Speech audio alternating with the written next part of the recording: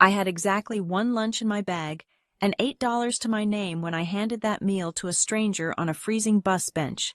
He stared at me with ancient familiarity, whispering that I looked frighteningly like my mother. 3 weeks later, a thick envelope hit my doorstep containing a court summons and a note congratulating me on reclaiming what was stolen. Suddenly, the relatives who called me a leech looked at me with pure terror. My name is Paisley Flores, and until 20 minutes ago, the most terrifying thing in my life was the prospect of failing my intermediate financial reporting exam for the third time. I am 29 years old. I work the graveyard shift stocking shelves at a 24-hour grocery store on the edge of town, and during the day, I try to force complex accounting principles into a brain that is running on 4 hours of sleep and cheap instant coffee. I live in a world of fluorescent lights, expiration dates, and the constant, gnawing anxiety that I am one missed paycheck away from sleeping in my car. I thought I knew what stress looked like. I thought I knew what fear felt like. I was wrong. Fear is not a past due notice. Fear is standing in the hallway of my crumbling apartment complex, wearing oversized sweatpants and a stained t-shirt, staring at two men who look like they cost more by the hour than I earn in a year. The hallway smelled of boiled cabbage and damp carpet, a permanent scent that clung to the walls of the building. The man on the left was a courier, shifting his weight from foot to foot, clutching a clipboard like a shield. The man on the right was different. He was stillness personified. He wore a charcoal suit that absorbed the dim hallway light, and his shoes were polished to a mirror shine that reflected the grime of my floor mat. He looked at me not with judgment, but with a clinical, terrifying focus. "Paisley Flores?" the suit asked.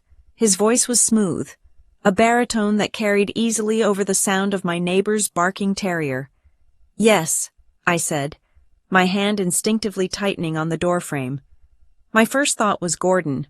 My stepfather had a habit of running up debts and listing me as a secondary contact. If this was a collection agency, they had upgraded their wardrobe significantly. "Look, if this is about the cable bill, I already called the service center and told them the payment is posting on Friday." The man did not blink. "I am not here about a cable bill. Ms. Flores, my name is Arthur Vance. I represent the legal firm of Ward and Crow." He nodded to the courier. The younger man thrust a thick envelope toward me. It was heavy, creamy paper, the kind that feels like fabric between your fingers. A red wax seal sat on the back, broken but still intimidating. "You have been served with a formal notice regarding the execution of the Caldwell Family Trust," Vance said. The air left my lungs. Caldwell. I had not heard that name spoken aloud in 5 years, not since my mother died. In the house where I grew up, under the roof of Gordon Bale and his new wife Maris, the name Caldwell was treated like a curse word. It was the name my mother carried before she married my father. And then Gordon. It was the name of the family that had supposedly cast her out. The rich, heartless dynasty that let her die in a county hospital while they sat on a mountain of old money somewhere in New York. We were forbidden to speak it. Gordon claimed it brought bad luck. I suspected it just bruised his fragile ego to be reminded that his wife came from a world he could never touch. "There must be a mistake," I managed to say, my voice trembling. "I don't have anything to do with the Caldwells. My mother was disowned. There is no trust." Vance watched me, his expression unreadable. "There is no mistake. The primary grantor has initiated a living will protocol. You are named as a presumptive beneficiary." He paused, checking a slim silver watch on his wrist. "You are required to attend a reading and introductory meeting at our offices in the city center. The time is set for 2 o'clock this afternoon." 2 o'clock? I laughed. A sharp, hysterical sound. "I have a shift tonight. I have to study. I can't just—" "Ms. Flores," Vance interrupted, his voice dropping an octave, becoming hard as granite. "Read the summons. If you are absent from this meeting, your claim is forfeited. Every asset, every liquid holding, and every property title designated to your line will transfer immediately to the secondary beneficiaries named in the contingency clause." He leaned in slightly, invading my personal space just enough to make my heart hammer against my ribs. And judging by the frantic phone calls my office has received from a Mr. Gordon Bale and a Mrs. Maris Bale this morning, I suggest you do not let that happen. The mention of them was like a splash of ice water. Gordon and Maris knew. They called the firm. I looked down at the document in my hands. The red stamp at the top did not say overdue. It said urgent beneficiary summons. And right below that, signed in a shaky but commanding hand, was the name of the grantor. Harlan Caldwell, my grandfather, the man I had never met, the monster in Gordon's bedtime stories. The hallway seemed to spin. I leaned back against the door, the heavy paper crushing in my grip.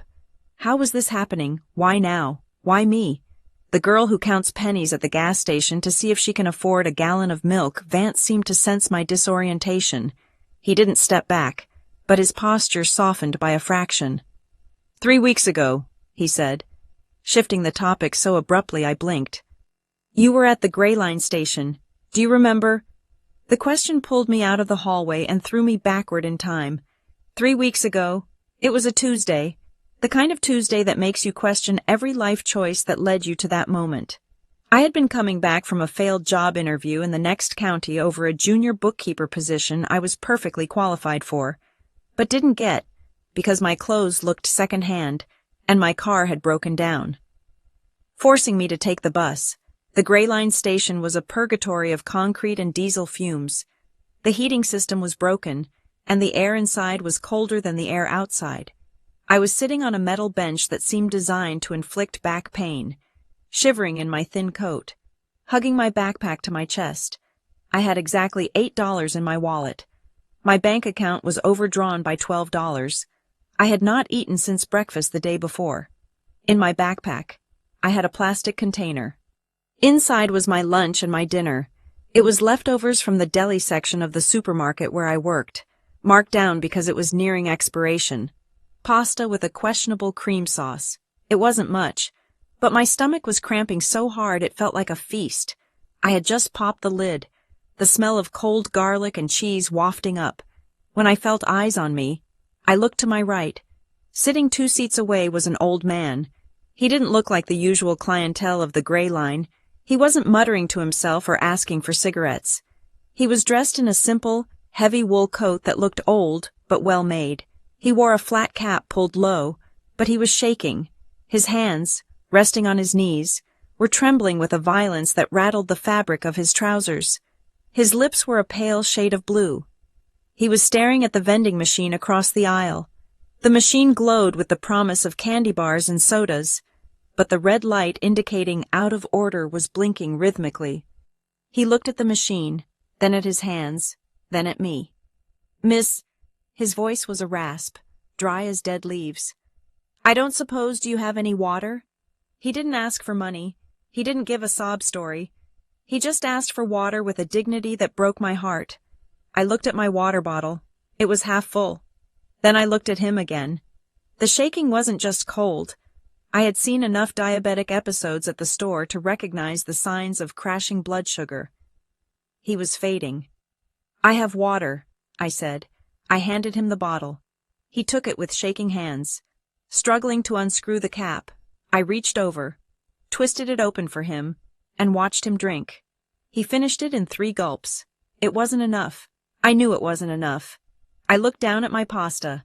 My stomach gave a loud, treacherous growl. I was so hungry I felt lightheaded. That food was my fuel for the double shift I had scheduled for the next day. If I gave it away, I wouldn't eat until Thursday morning. I looked at the old man. He had lowered the bottle and was wiping his mouth with a handkerchief.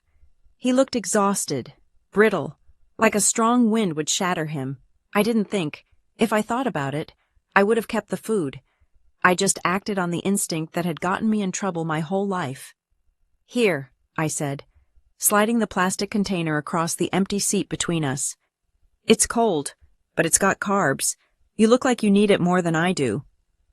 The old man froze. He looked at the cheap plastic container, then up at my face. His eyes were a startling, piercing gray, the only sharp thing about him. You're hungry, he observed. It wasn't a question. I'm fine, I lied. I had a big breakfast. He held my gaze for a long, uncomfortable second. Then, slowly, he picked up the plastic fork I had rested on the lid. He ate. He didn't wolf it down. He ate methodically, as if respecting the food. When he was finished, the trembling in his hands had stopped. The color was returning to his cheeks. He placed the empty container down and turned to me fully. "You have a habit of giving up your share," he said softly. "You have the look of someone who apologizes for taking up space." I frowned. Defensive. "I'm just being polite." "No," he corrected. "You are being sacrificial. You are exactly like a woman I once knew, a woman I hurt very deeply because I was too proud to see her worth." I didn't know what to say to that. I just shrugged, feeling the cold seep into my bones. "Well, don't worry about it. Glad you're feeling better." He reached into his pocket then. I thought he was going to offer me $1 or $2, and I prepared to refuse. But instead, he pulled out a small, round object. It looked like a coin, but it was made of a dark, heavy metal. He pressed it into my palm. "Don't sell this," he whispered. "Keep it safe." Then, he stood up. He moved with surprising strength for someone who had been shaking minutes ago. "Thank you for the lunch, child. You have no idea what you just started." And he walked away, disappearing into the gray fog of the bus station platform. Back in the hallway, the memory faded, replaced by the sterile presence of Arthur Vance. "You met him," Vance said. "You met Harlan Caldwell." I stared at the lawyer, the old man on the bench.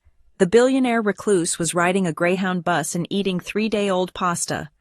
"That's impossible," I whispered. He looked. He looked like a man who wanted to see if anyone would see him, not his money, Vance finished. "And you were the only one who did." Suddenly, the phone in my pocket began to vibrate against my thigh. It was a violent, continuous buzz that demanded attention. I pulled it out. The screen was cracked, but the notification was clear. "Sender Maris. Text. Where the hell are you? Gordon says lawyers are involved. If you get anything, do not sign it. You don't understand what you're doing. Stay put. We are coming over." My thumb hovered over the screen.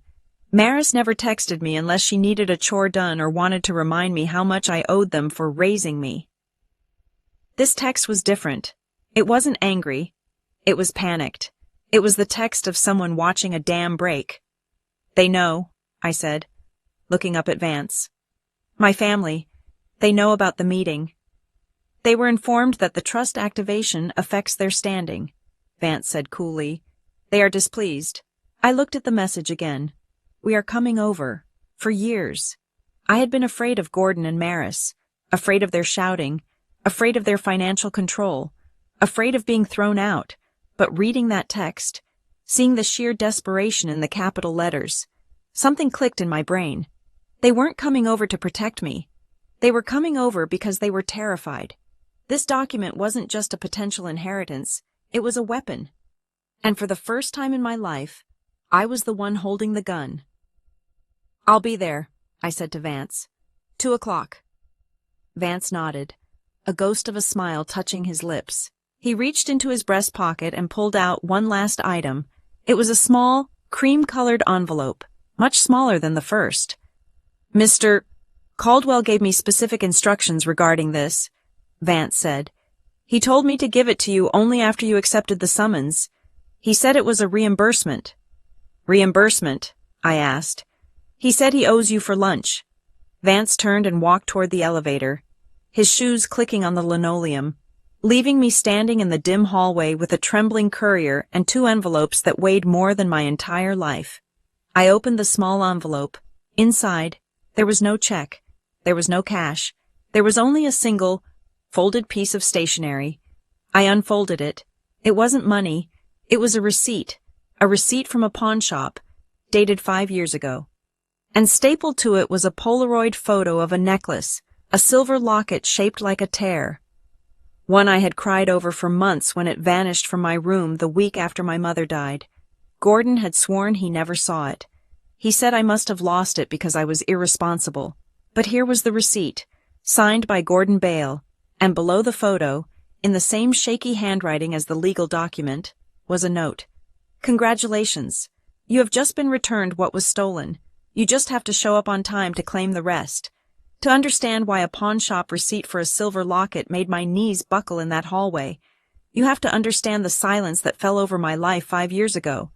It started the day my mother, Elena, took her last breath.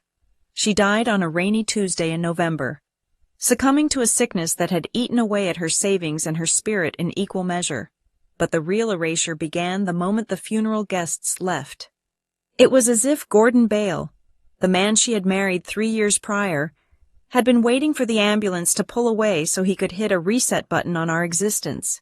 We lived in Ashford Ridge, Ohio, a town that prides itself on manicured lawns and quiet neighbors. Our house was a sprawling 2-story affair that Gordon liked to call his estate. To me, it was a museum where I was the only exhibit that didn't belong. Within a week of the funeral, every photo of my mother was gone from the mantelpiece. Her coats were cleared from the hall closet.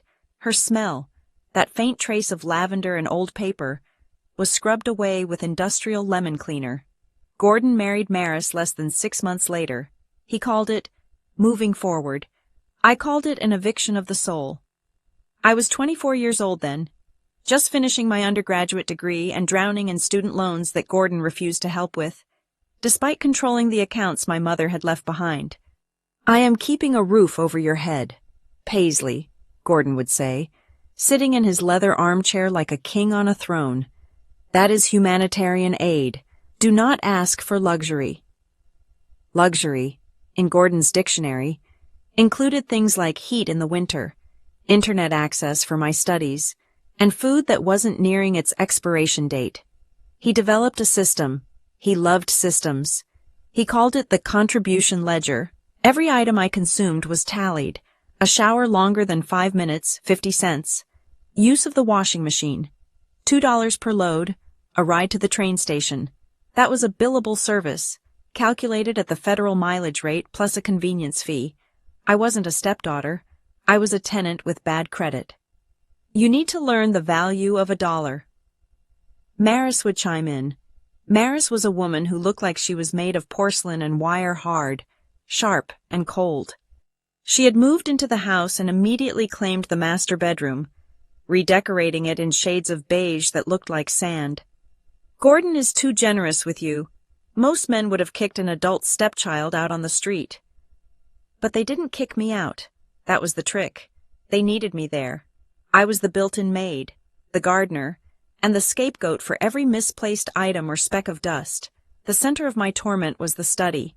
It was a room on the ground floor with heavy oak doors that were always locked. That was where Gordon kept important papers. I knew, with a gut-deep certainty, that my mother's personal effects, her journals, her letters, her jewelry, and whatever legal documents she had possessed were in that room. It was a cemetery with a keypad lock. One evening, about a year after Maris moved in, Gordon called me into the kitchen. He had a document spread out on the granite counter. "This is just a formality," Gordon said, uncapping a pen. He didn't look at me. He was busy pouring himself a glass of expensive red wine. "Since you are living here as an adult dependent, we need to restructure the liability. This document states that you agree to contribute a fixed percentage of your future income to the household to repay the debts you are incurring now." "I'm paying you rent," I said, my voice quiet. I was working 2 waitressing jobs at the time. "I pay you $600 a month for a room with no heat vent.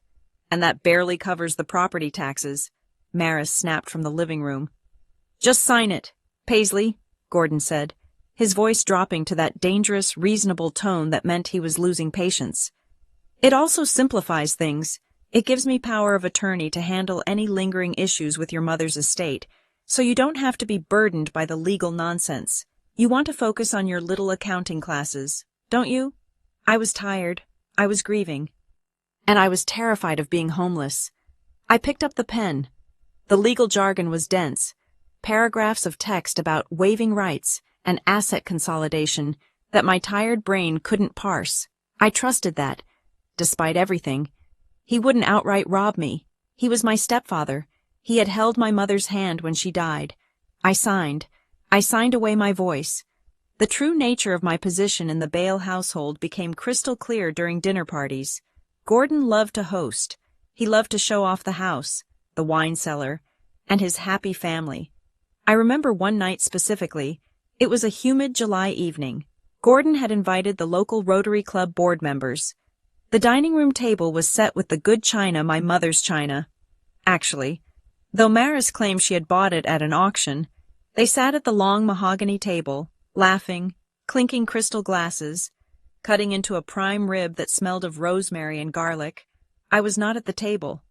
I was standing at the kitchen island, separated from the dining room by an open archway. My dinner was on a paper plate, the end cut of the beef, mostly fat, and a scoop of cold potatoes. I was not forbidden from the table explicitly, but the seating arrangement had been made clear. "There aren't enough chairs," Maris had said, smiling tight, "and someone needs to be ready to clear the plates." I stood there, eating in silence, invisible in my own home. "So, Gordon," a man with a booming voice said, "what is the plan for that old property on Elm Street, the one your late wife owned?" I froze, my fork halfway to my mouth. That was the house where I was born, the house my mother had kept even after marrying Gordon, saying it was her safety net. "Oh, we are liquidating it," Gordon said smoothly. "It is a drain on resources. We are going to reinvest the capital into something more forward-thinking. Maris has a wonderful vision for a vacation rental in Florida." "Is that complicated?" "With the probate?" the guest asked. "Not at all," Gordon chuckled. "We have streamlined everything. Family agreement." He said it so casually. He was selling my childhood home to buy a beach house for the woman who erased my mother, and he was using the document I signed to do it. I looked up and caught the eye of the only person in the room who seemed to notice I was alive. Landon Bale. Landon was Gordon's son from his first marriage. He was 26, handsome in a lazy, unkempt way, with dark hair that always fell into his eyes. He sat at the end of the table, nursing a beer instead of wine. He wasn't like Gordon. He didn't seem to get off on power, but he wasn't brave either. He was a survivor of Gordon's bullying, just like me. But his survival strategy was compliance and silence. Landon looked at me standing at the island with my paper plate. He looked at his father, then back at me. His expression was a mix of pity and guilt.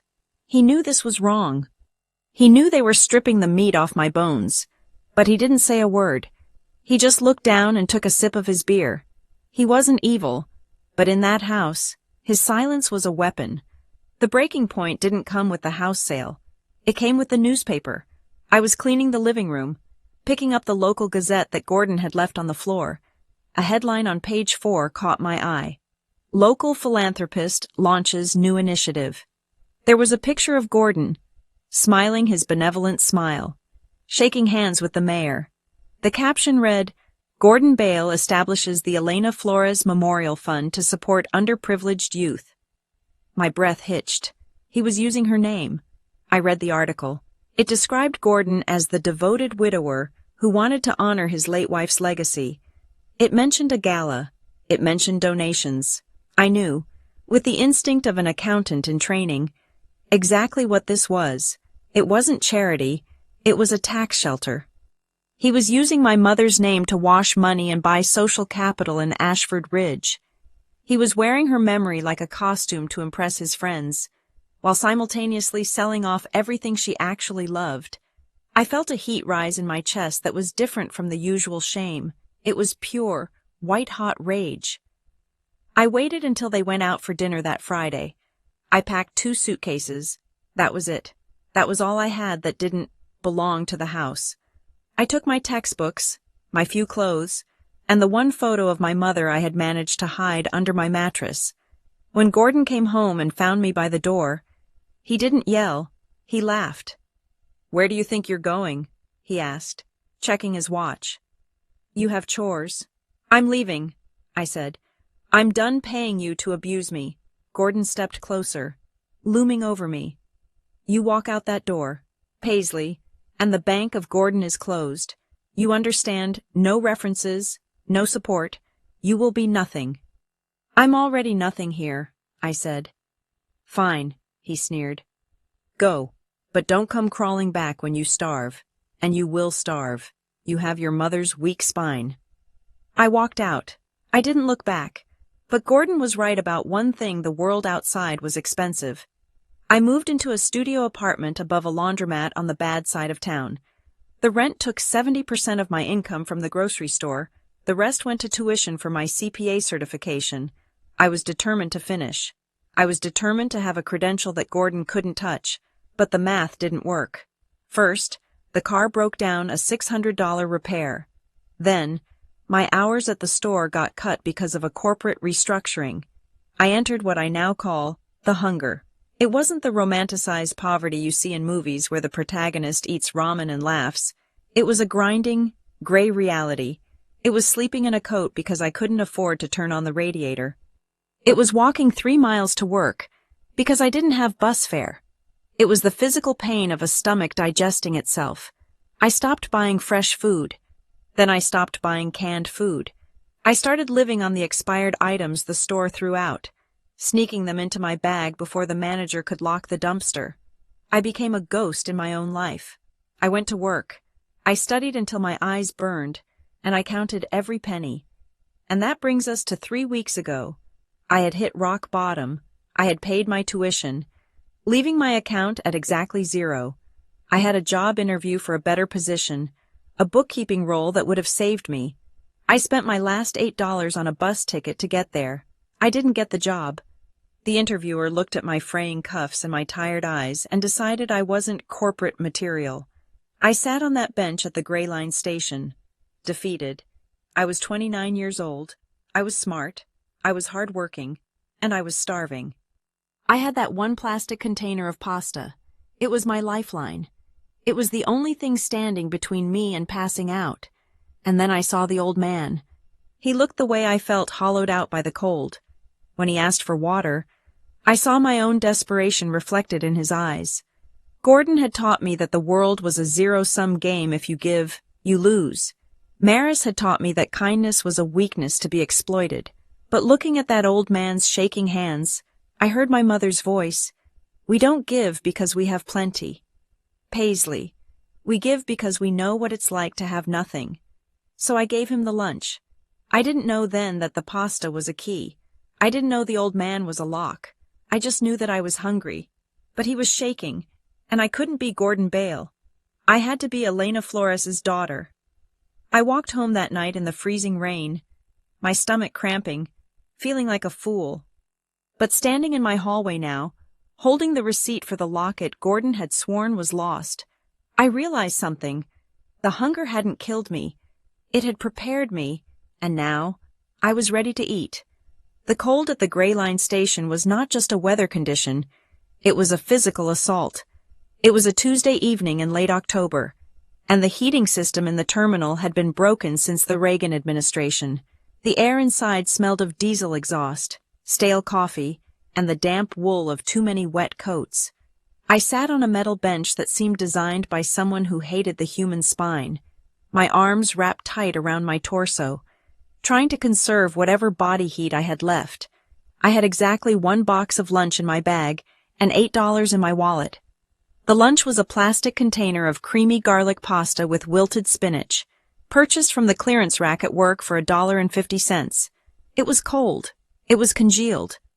But to me, sitting there with a stomach that felt like it was digesting its own lining, it was a 5-star meal. I had been saving it for 3 hours, bargaining with myself, telling myself to wait until I got home so I could at least heat it up, but the bus was delayed by 40 minutes, and my willpower was eroding with every rumble of my empty belly. I pulled the container out of my canvas tote bag. The lid popped with a sharp snap that echoed in the quiet corner of the waiting area. I stared at the pasta. I could smell the garlic, sharp and artificial, and my mouth watered so painfully it almost brought tears to my eyes. That was when I noticed him. He was sitting 2 benches away, facing the vending machine. He was an older man, perhaps in his late 70s, wearing a wool coat that was a nondescript shade of charcoal. It was a good coat, thick and well cut, but it looked worn, as if he had been living in it for days. He wore a flat cap pulled low over his forehead, obscuring his eyes. He wasn't moving. He was just staring at the vending machine. The machine was a brightly lit monolith of snacks, honey buns, potato chips, chocolate bars, but the digital display read "out of order" in scrolling red letters. The man's hands were resting on his knees. They were shaking. It wasn't a shivering tremor from the cold. It was the rhythmic, uncontrollable rattling of a body in crisis. I watched his fingers twitch against the dark fabric of his trousers. I worked in a grocery store. I saw people from all walks of life. I knew the look of an addict needing a fix. And I knew the look of a drunk coming down. This was neither. This was medical. He turned his head slowly and looked at me. His face was pale, the skin papery and translucent, his lips a frightening shade of violet. "Miss," his voice was a whisper, dry as dust. It didn't have the whine of a panhandler. It had a strange, clipped dignity to it, like a man who hated asking for directions even when he was lost. "Yes," I asked, my hand instinctively covering my pasta container. "I don't suppose," he paused, taking a shallow breath. "You have any water?" "My throat is quite dry." He didn't ask for money. He didn't ask for the food. He just wanted water. I looked at the water bottle in the side pocket of my bag. It was half full. It was tap water from the bathroom sink at the interview I had just bombed. "Yeah," I said. "I have water." I stood up and walked the few steps over to him. Up close, he looked even worse. There was a sheen of cold sweat on his forehead despite the freezing temperature. I uncapped the bottle and handed it to him. His hand shook so badly he couldn't grip the plastic. The bottle slipped, splashing a little water onto his coat. He let out a frustrated noise, a sharp hiss of shame. "Here," I said, my voice softening. "Let me help." I guided the bottle to his lips. He drank greedily, the water spilling down his chin. He finished it in seconds and leaned back against the hard bench, closing his eyes. "Thank you," he breathed. "You're okay," I said. I hesitated, then turned to go back to my seat. But I stopped. The shaking hadn't stopped. If anything, it was getting worse. His eyes were closed, but his eyelids were fluttering. I knew that look. My manager at the store, Dave, was a diabetic. I had seen him crash once in the stockroom. He had looked exactly like this, pale, sweaty, shaking. He needed sugar. He needed carbs. I looked at my pasta. It was my dinner. It was my breakfast for tomorrow.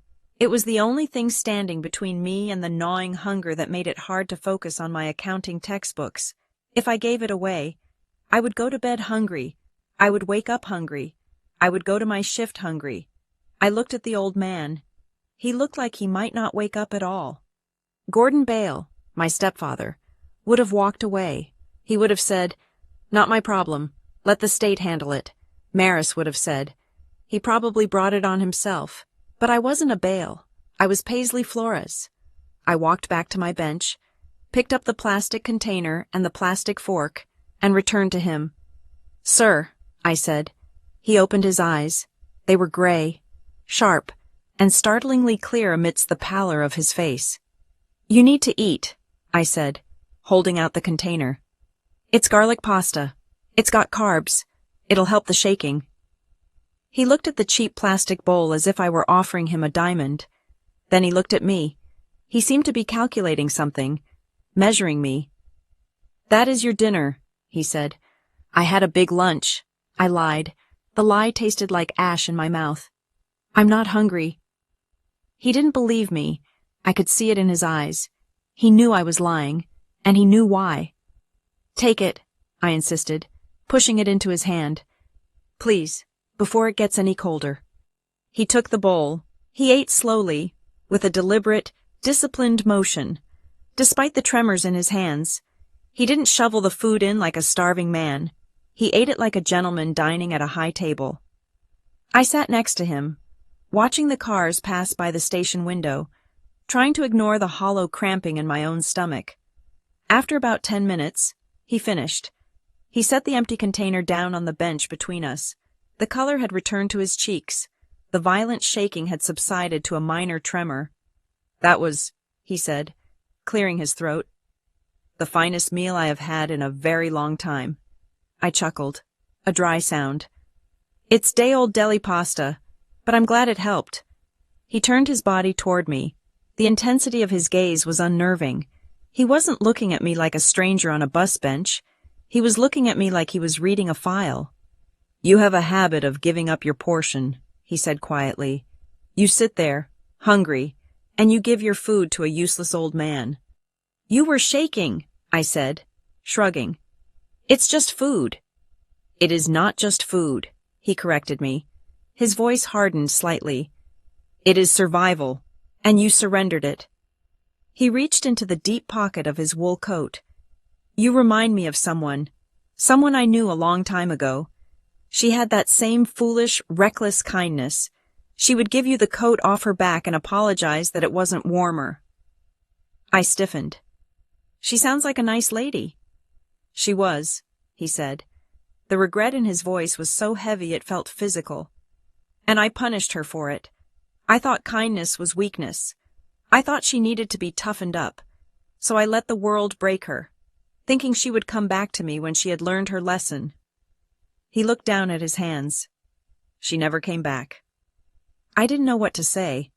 This was too heavy for a bus station conversation. I shifted uncomfortably. Well, I said, standing up.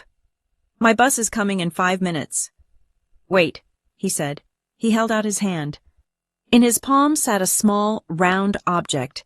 It looked like a coin, but it wasn't currency. It was a disc of dark, matte metal, heavy and cold. On one side, there was no face, no date, just a deeply engraved letter, a stylized C intertwined with a compass needle. Take this, he said. I can't take your money, I said, stepping back. It is not money, he said. It is a reminder of a debt. He took my hand and pressed the metal disc into my palm. His skin was rough, calloused, but his grip was surprisingly strong. Do not sell it, he commanded. No matter how hungry you get, do not sell it. Okay, I said, just wanting to end the interaction. I won't. He didn't let go of my hand.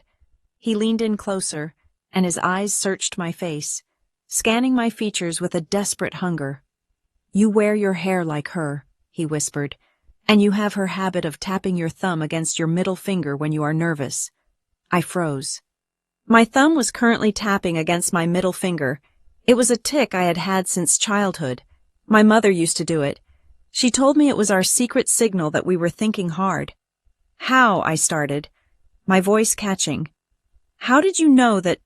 He ignored the question. And you smell like vanilla and cheap soap, he said. But it wasn't an insult. Just like she did when she was trying to hide the fact that she couldn't afford perfume. A chill that had nothing to do with the weather ran down my spine. My mother never wore perfume. She used vanilla extract behind her ears because it was cheaper. It was a secret she only shared with me. Who are you? I demanded, pulling my hand away. The metal disc felt hot against my skin. Do you know my family? Did Gordon send you? The old man stood up. He seemed taller now, the frailty of the hypoglycemic episode gone, replaced by a rigid, steel-like posture.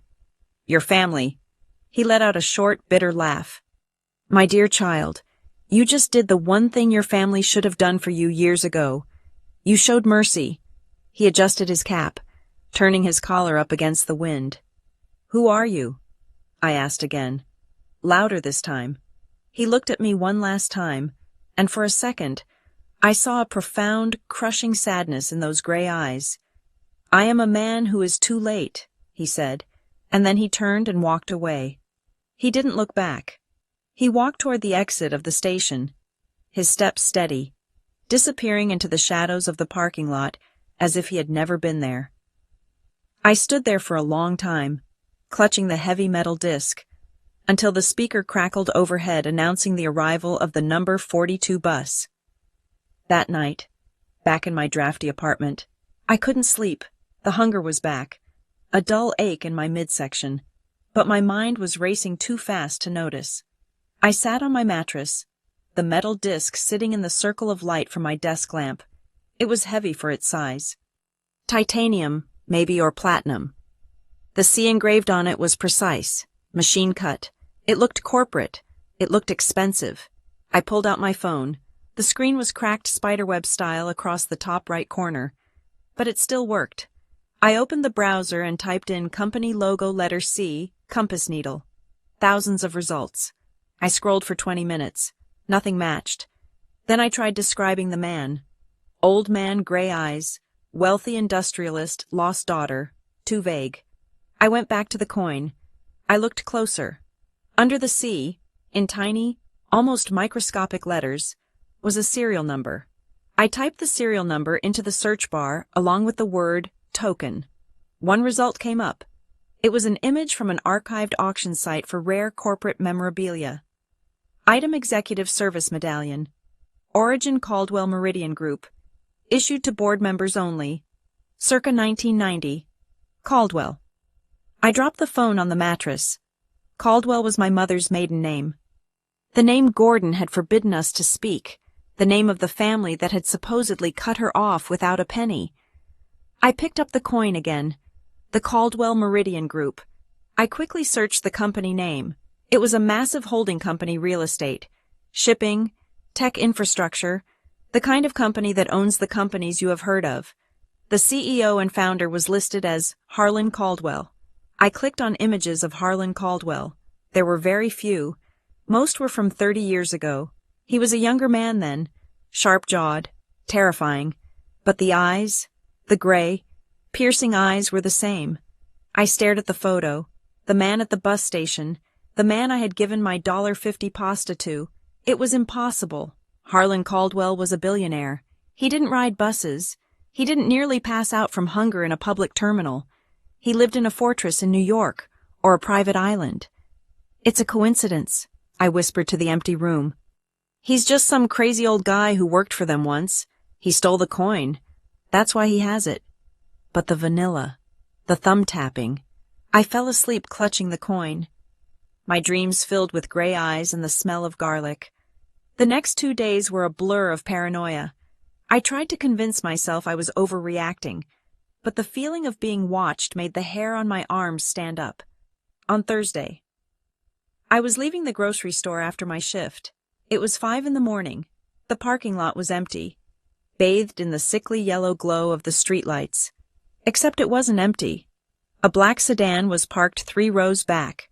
It wasn't a police car. It was sleek, modern, with tinted windows that absorbed the light. I walked to my beat-up Honda Civic. The black car didn't move. I got in, locked the doors, and drove away.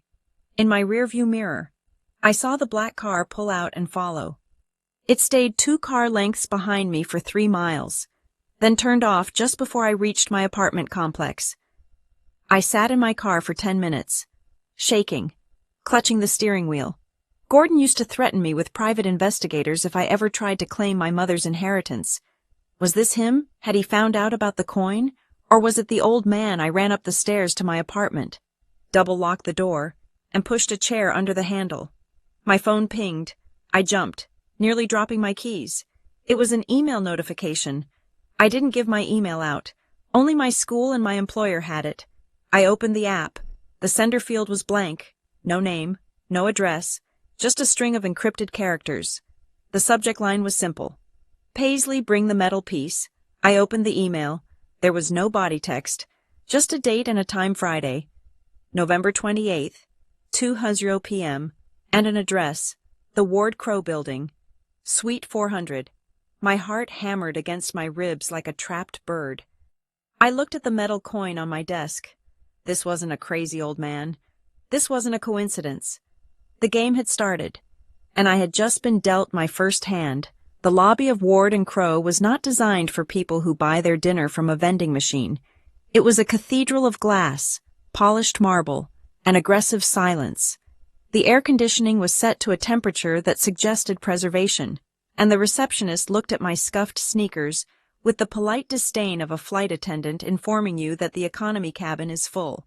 I walked up to the desk, clutching the heavy metal medallion in my pocket so hard my knuckles turned white. I have an appointment, I said.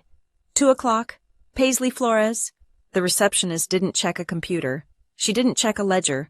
She simply nodded, as if she had been waiting for me to walk through those doors since the moment I was born. Ms. Ward is expecting you in the boardroom, 42nd floor. The elevator on the far left is unlocked for you. The elevator ride was smooth enough to be unsettling. When the doors slid open, I wasn't greeted by a bustling office. I was greeted by a single woman standing at the end of a long, minimalist hallway. Elise Ward did not look like the kind of lawyer you see on billboards next to the highway. She looked like the kind of lawyer who drafts treaties for small countries. She was tall, wearing a suit that was tailored to within an inch of its life, and her hair was pulled back so severely it pulled her features into a sharp, predatory focus. She didn't smile. She didn't offer me coffee. She simply opened a door and gestured for me to enter. "Sit," she said. It wasn't a suggestion. The boardroom was vast, dominated by a table long enough to land a plane on. I sat. Elise sat directly across from me. There were no stacks of paper, no messy files, just a single tablet and a digital recorder. "You brought the token," she stated. I pulled the metal disc from my pocket and placed it on the mahogany table. It made a heavy, dull thud. "Good," she said. "That saves us about 30 minutes of verification protocols. Who is he?" I asked. My voice sounded small in the large room. "The man at the bus station. You said his name is Harlan Caldwell, but that doesn't make sense." Elise looked at me, her eyes cool and assessing. "It makes perfect sense, Ms. Flores. You just have not had access to the full picture. Harlan Caldwell is the majority shareholder of the Caldwell Meridian Group. He is one of the largest private landowners in the Midwest, and, as I suspect you are beginning to realize, he is your grandfather." I felt the blood drain from my face. Hearing it out loud was different than suspecting it in the dark of my apartment. "My mother told me her family was dead," I said. "She said they were poor. She said they abandoned her because she married my father." "Half of that is true," Elise said. She tapped the table, a rhythmic, impatient sound. "Your mother, Elena, was Harlan's only daughter. She was not abandoned because she was poor. She was disowned because she refused to be controlled. She married a man Harlan disapproved of your father, and when that marriage failed and she married Gordon Bale, the estrangement became permanent. Harlan is a man of extreme pride. He cut her off to teach her a lesson. He expected her to come back." "She died," I whispered. "She died in a county hospital because we couldn't afford a specialist. Where was his pride then?" "He didn't know," Elise said. For the first time, her voice lost its robotic edge. "Gordon Bale ensured that the notices of her illness never reached New York. By the time Harlan found out she was gone, she had been buried for 3 months. I stared at her. The room seemed to tilt. Gordon had blocked my mother from reaching out to her own father. "Why am I here?" I asked. "If he hated her enough to let her go, why does he want to see me now?" "He is dying, Paisley," Elise said bluntly. "Not today, and perhaps not tomorrow, but he has been diagnosed with a degenerative condition. It clarifies the mind. He is currently updating his living will and restructuring the Caldwell Family Trust. He wants to reinstate the line of succession." She slid a piece of paper across the table. It was a single page, dense with text. "However," Elise continued, "there is significant opposition. There are other board members, and distant cousins, who have been waiting for Harlan to die so they can carve up the empire. They do not want a long-lost granddaughter appearing out of the mist, and they certainly do not want you to have the voting power that comes with your mother's shares. So he wants to give me money. He wants to give you a choice," Elise corrected. "But before we can proceed to the specifics of the trust, we need to handle the unpleasant procedural matters. I need you to sign an identity affidavit, and I need a DNA sample." I recoiled. "A DNA sample? You don't believe me." "I believe you," Elise said. "The token proves you met him.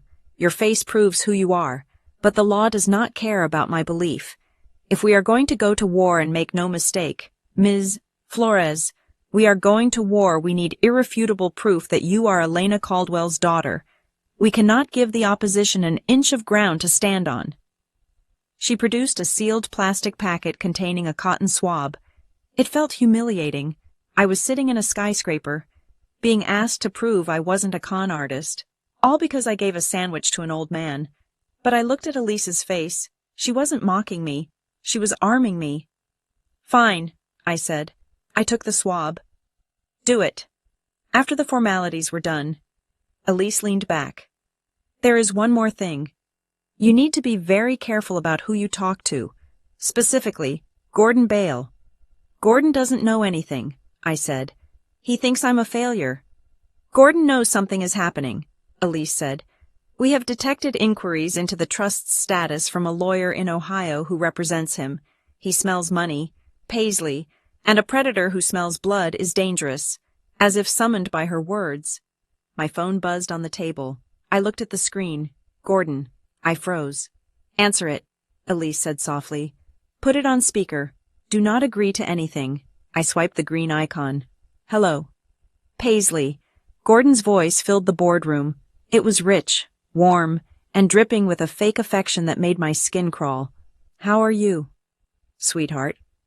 We haven't heard from you in weeks. I looked at Elise. She remained impassive, gesturing for me to continue. I'm busy. Gordon, I said. I have exams. I know. You are always working so hard, he said. Listen, Maris and I were talking, and we feel terrible about how things were left. We want you to come over for dinner tonight.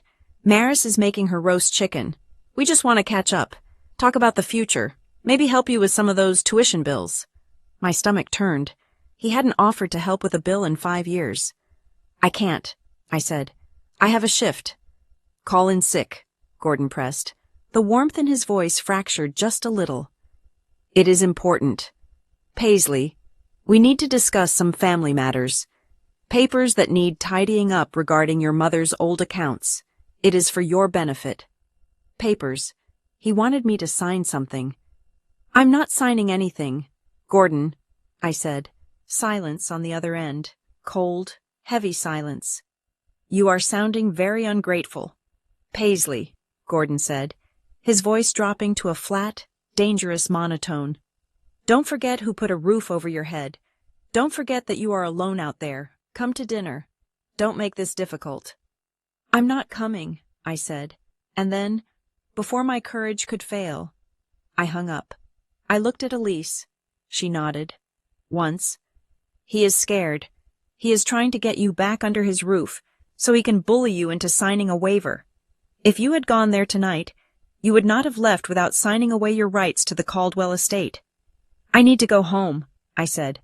Standing up, I felt suddenly exhausted, the adrenaline crash hitting me hard. Go straight home, Elise instructed. If anyone approaches you, do not engage. If you receive any documents, bring them to me. Do not sign a receipt, a delivery slip, or a birthday card without reading it 3 times.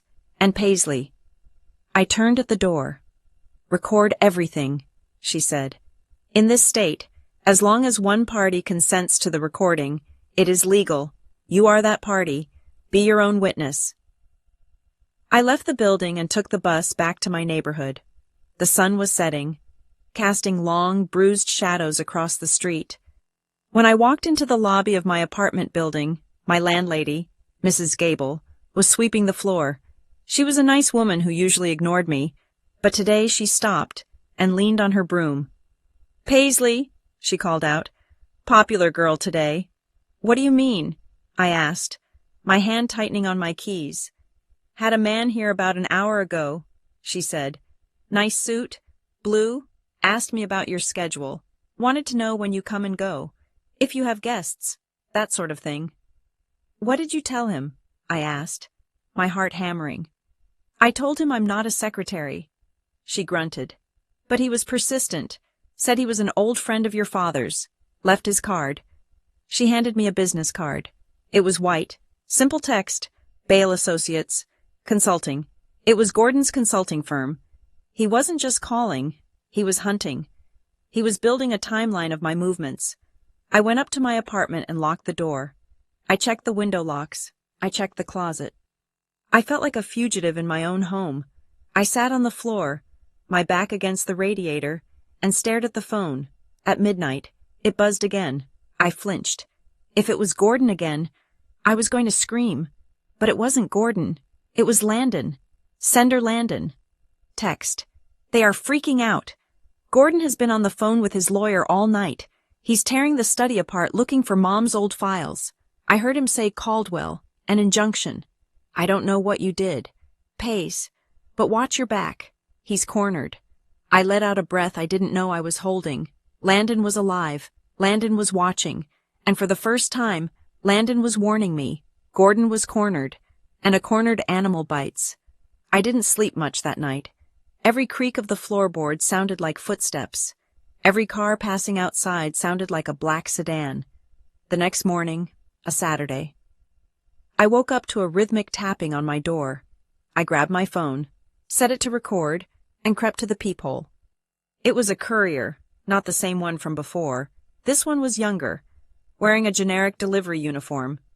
"Delivery for Paisley Flores," he called out. I opened the door a crack, keeping the chain on. "Slide it through."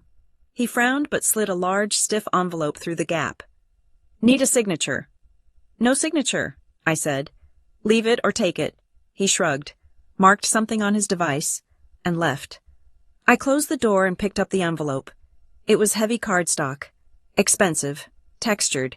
It wasn't a legal summons. I tore it open. Inside was an invitation. Gold leaf lettering on black velvet paper. "You are cordially invited to the annual Ashford Ridge Charity Gala, benefiting the Elena Flores Memorial Fund." My stomach twisted. They were holding the gala. The gala Gordon was using to launder his reputation using my mother's name. I scanned down the list of patrons. Honorary patron Mr. Gordon Bale.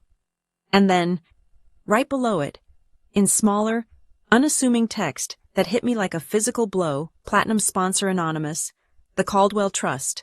I stared at the paper. Harlan Caldwell wasn't just fighting Gordon in the shadows. He was coming to Gordon's party. He had bought his way onto the donor list of the very scam Gordon was running. Gordon thought he was the shark in the water. He had no idea he was swimming with a leviathan. I looked at the bottom of the card. There was a handwritten note in the margin, in that familiar, shaky script. "The car will pick you up at 7. Wear something that makes you feel dangerous." I lowered the card. The fear in my chest began to recede, replaced by a cold, hard determination. I wasn't just going to a party. I was going to an execution. And for the first time in 5 years, I wasn't the one on the block. The next 48 hours were a blur of paper, caffeine, and the kind of cold, quiet rage that settles in your marrow and refuses to leave.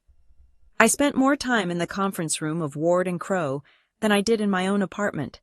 The view from the 42nd floor was spectacular, a sprawling vista of the city skyline, but I wasn't looking at the view.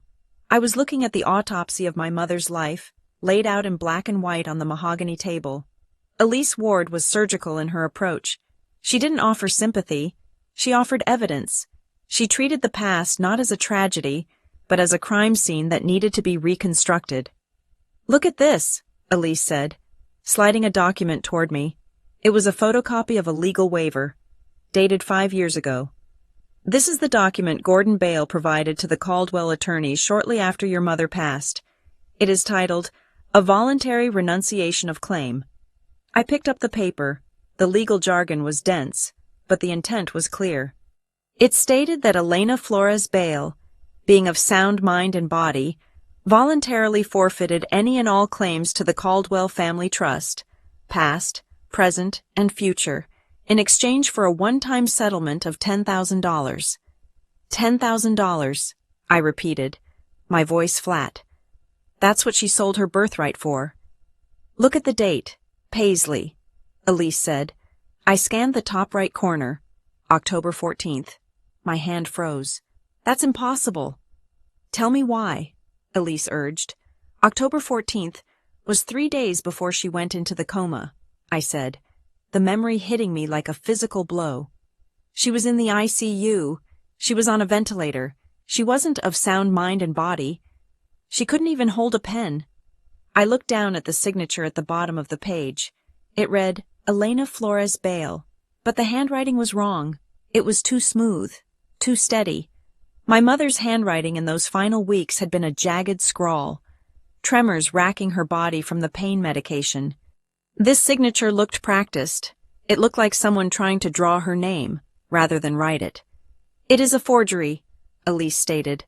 Or, at best, a signature coerced from a woman who was medicated beyond the capacity for consent. Gordon presented this to the estate lawyers, who were all too happy to close the file and move on. He took the $10,000, and he made sure the door to the family vault was locked from the outside. He sold her out for 10 grand, I whispered. He didn't even pay for her funeral with it. I paid for the flowers. I paid for the casket, out of my college savings. He didn't just sell her out, Elise said, pulling another file. He erased her, and by erasing her, he erased you, because if she renounced her claim, the line of succession breaks. You become a legal stranger to the Caldwell fortune. I felt a wave of nausea. It wasn't just greed. It was a systematic dismantling of my identity. I need to check something, I said, standing up abruptly. I need to go home. I drove back to my apartment, my hands gripping the steering wheel so tight my knuckles ached. When I got inside, I went straight to the shoebox I kept under my bed. It was the only box of real things I had. Everything else was temporary, but this box held the debris of the life I had before Gordon. I pulled out a small, leather-bound notebook. It was cheap, the kind you buy at a drugstore for $2. But it was the only diary my mother had kept. I turned the pages, past the grocery lists and the mundane reminders, to the very end. The entries stopped abruptly in September, a month before she died. But tucked into the back pocket of the cover was a loose leaf of paper, folded into a tiny square. I unfolded it. The handwriting was barely legible, a spiderweb of ink from a hand that was failing. Paisley, if you read this, don't trust Gordon. He asks about the papers. He asks about the name. He says he wants to help, but his eyes are hungry. Hide the ring. Don't let him take the ring. The ring. I dug deeper into the shoebox. At the bottom, wrapped in a tissue, was a stack of old photographs. I shuffled through them until I found it. A picture of my mother from before she met Gordon, maybe 20 years ago. She was laughing, holding an ice cream cone, her head thrown back, and on her finger was a ring. Not a wedding ring, a signet ring. I held the photo up to the light. It was grainy, but the shape was unmistakable. It was a heavy band with a flat, circular face, and engraved on the face was a compass needle intertwined with the letter C. It was identical to the token Harlan Caldwell had given me at the bus station. She had one, I whispered to the empty room. She had the token. I remembered the pawn shop receipt the lawyer had given me in the first envelope. Gordon had pawned a silver locket. But had he found the ring, or had she hidden it so well that even he couldn't find it? I took a picture of the photo and texted it to Elise. Text. She had the signet, and she warned me about him. Elise replied instantly. Text. Bring it in. We are building the timeline. And Paisley. We found the money. I drove back to the city. When I walked into the conference room, Elise was standing by a whiteboard covered in flowcharts. You are studying to be an accountant, Elise said. Tell me what you see here. She pointed to a diagram of Gordon's finances. This is the Elena Flores Memorial Fund, Elise said, tapping a circle in the center. It is a 501c3 registered nonprofit. On the surface, it collects donations to help underprivileged youth in Ashford Ridge. Last year, they raised $150,000. That's not a huge amount, I said, squinting at the numbers. But for a local charity, it is decent. Now look at the expenditures, Elise said. I stepped closer.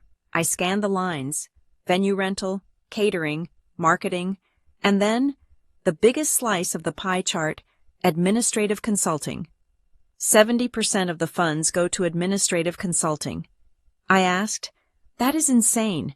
The legal limit for overhead is usually much lower before the IRS gets suspicious. And look who the consultant is, Elise said. I looked at the vendor name, Bale Strategic Solutions. Gordon, I said. He is paying himself. He is paying himself to run a charity named after the woman he robbed, Elise said, her voice hard. He takes donations from the community, funnels 70 cents of every dollar into his own consulting firm as a management fee, and uses the rest to throw parties where he can solicit more donations. It is a washing machine. Paisley. He is washing his reputation and filling his pockets at the same time. And the reason he filed for control of legacy assets? I asked, putting the pieces together. Because he needs to control the narrative, Elise said. If you, the real daughter, were to ever step forward and question where the money was going, or question the validity of the waiver, his little house of cards would collapse. He needs to hold the rights to your mother's name to keep the scam running. My phone buzzed. It was Landon again. I hesitated. It's Landon. Open it, Elise said. It was an image message. The quality was poor, taken in low light, likely with a shaking hand. It was the interior of a safe, stacks of cash, some jewelry boxes, and a thick manila folder lying on the bottom shelf. The label on the folder was handwritten in Gordon's script, Caldwell Settlement Options. Below the image, Landon had sent a text. Text. He left the study door open. He is drunk. He keeps shouting about how he handled it 10 years ago. He says he has an insurance policy. I think this file is it. Settlement options. Elise read over my shoulder. That implies there was more than just the waiver. That implies there was a negotiation. What does that mean? It means Harlan Caldwell might have tried to reach out before, Elise said, her eyes narrowing. Or the estate lawyers offered something substantial to make your mother go away, and Gordon intercepted it. If that file contains a settlement offer that was hidden from your mother, that is fraud on a federal level. That is prison time. So we have him, I said, feeling a surge of triumph. We take this to the police. Not yet, Elise said. She turned away from the board and looked out the window. The police take months.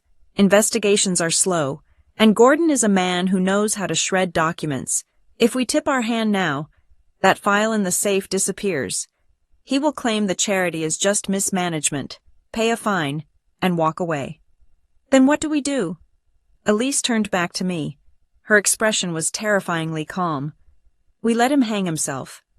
We need him to admit, publicly, that he has control over your mother's legacy. We need him to assert his authority over you in front of witnesses. We need to lure him into a trap where he feels so safe, so powerful, that he boasts about the very things that will destroy him. The gala, I said. The gala. Elise agreed, as if on cue. My email pinged. I opened it. It was from the official account of the Ashford Ridge Civic Association. Subject: urgent request for Ms. Paisley Flores. Dear Paisley, on behalf of your stepfather, Mr. Gordon Bale, and the organizing committee, we would be honored if you would stand with the family on stage this Saturday night. Gordon believes it would be a powerful moment of healing for you to say a few words about the great work the foundation is doing in your mother's name. We have prepared a brief script for you to review, just to ensure the messaging aligns with our donor goals.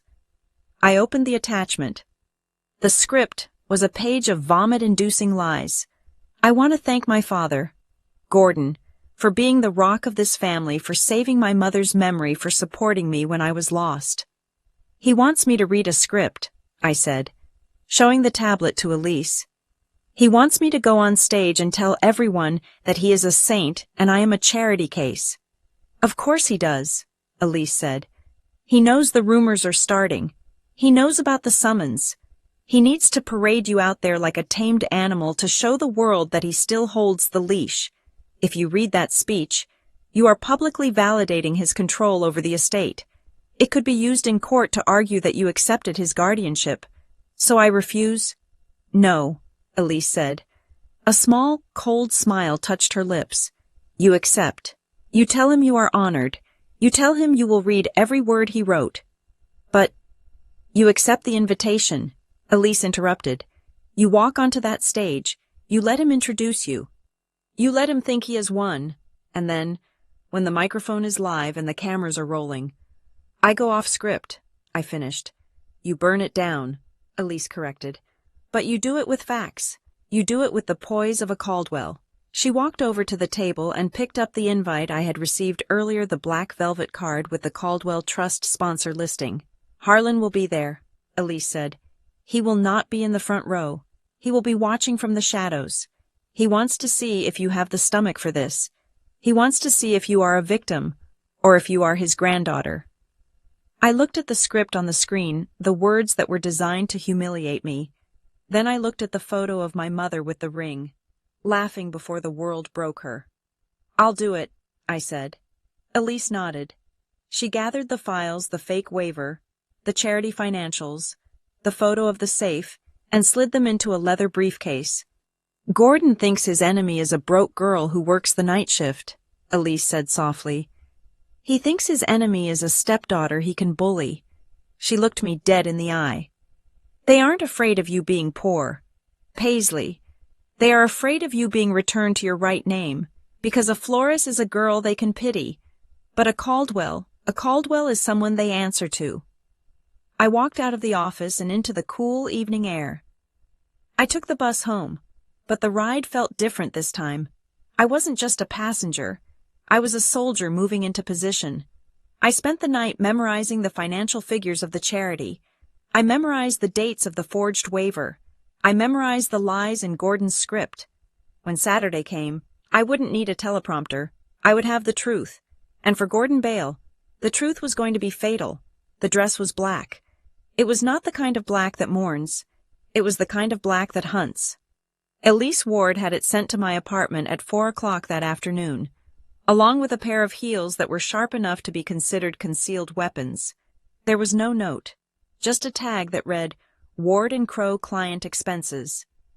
I stood in front of the mirror in my bathroom, the fluorescent light buzzing overhead.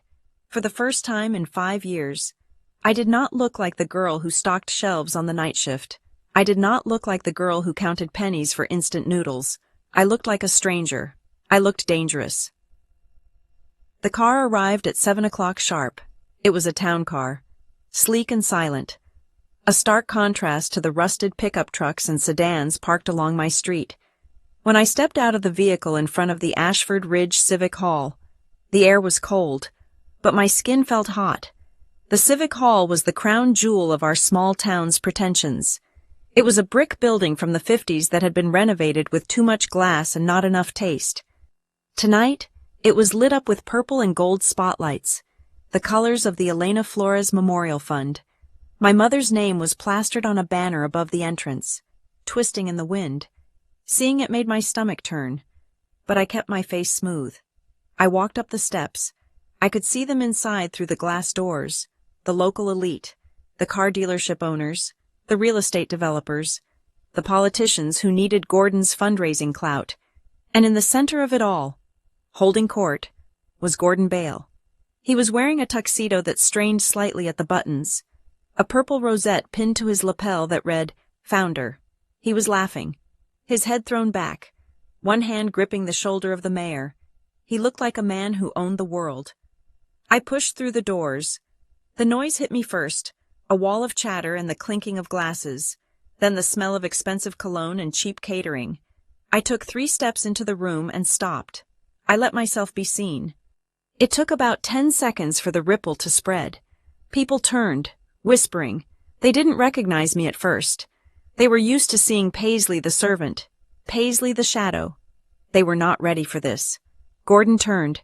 His smile faltered for a fraction of a second, a flicker of genuine shock crossing his face, before he plastered the grin back on. It was a predator's grin. He excused himself from the mayor and walked toward me, his arms spread wide. Maris was right behind him. She was wearing a silver gown that looked like tinfoil, her face pulled tight with makeup and tension. Paisley, Gordon boomed, his voice carrying over the crowd. You made it. We were worried you might get lost. He reached for me, clearly intending to pull me into a hug for the benefit of the room. I didn't step back, but I didn't move forward. I just stood there, my hands clasped loosely in front of me, radiating a chill that froze him a foot away. Gordon dropped his arms, clearing his throat. "Look at you," Maris said, her voice shrill. She stepped into my personal space, her eyes scanning my dress with undisguised jealousy. She turned to a group of women standing nearby, the wives of the town council. "Can you believe it? We try so hard with her. She was such a difficult teenager, always running away, always so ungrateful. But Gordon and I, we have hearts of gold. We just couldn't turn our backs on her. Even after everything she did." She said it loud enough for the back of the room to hear. It was the narrative they had spun for years. I was the troubled, unstable stepdaughter, and they were the saints who tolerated me. "It is good to see you clean," Maris added, patting my arm with a touch that felt like a sting. "Gordon paid for the dress. I assume you really must thank him publicly later." I didn't say a word.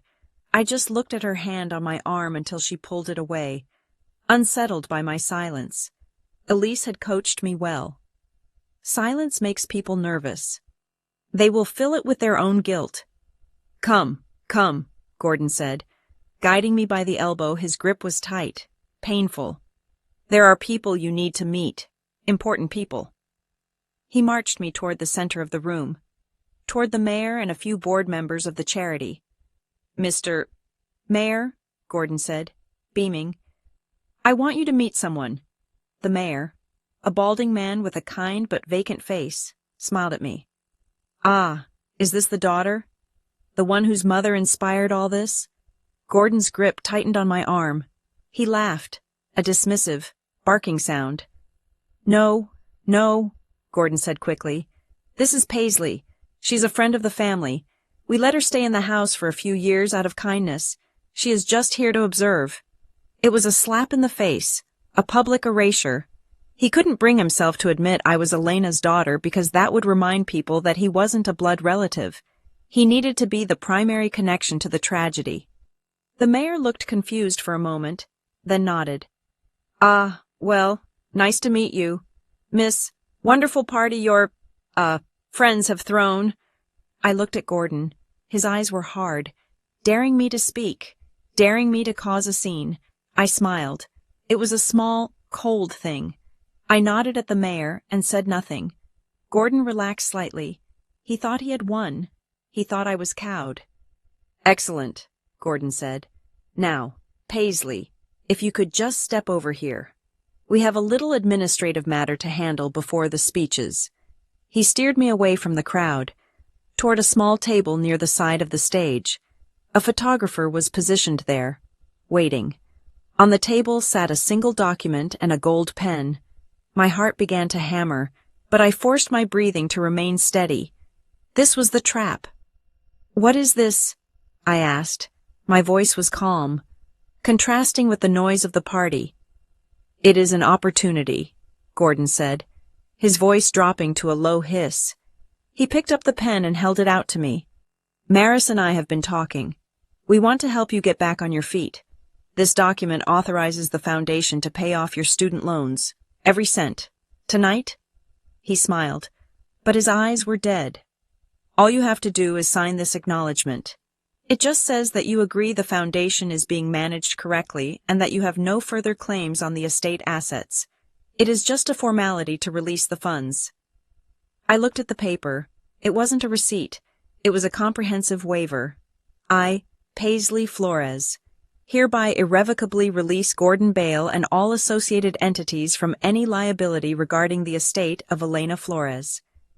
It was the same trick he had used on my mother, a bribe wrapped in a lie. "I can't sign this, Gordon," I said. Gordon's smile twitched. "What do you mean, you can't? It is $40,000. Paisley, you make minimum wage. This is a winning lottery ticket." "It is a waiver," I said, raising my voice just a fraction.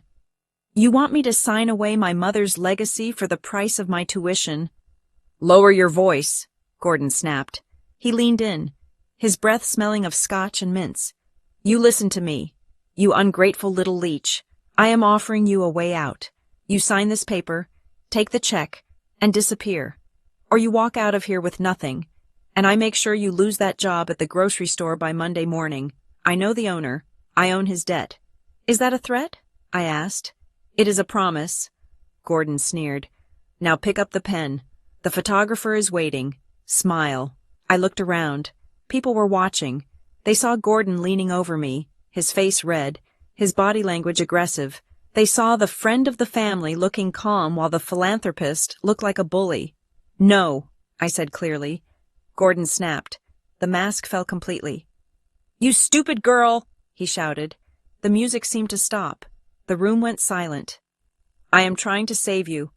Sign the damn paper or get the hell out of my hall. He reached out and grabbed my wrist, trying to force the pen into my hand. That was the mistake. Before I could even pull away, a shadow detached itself from the wall behind me. A hand, large and gloved, clamped down on Gordon's shoulder. It wasn't a friendly touch. It was a vice grip.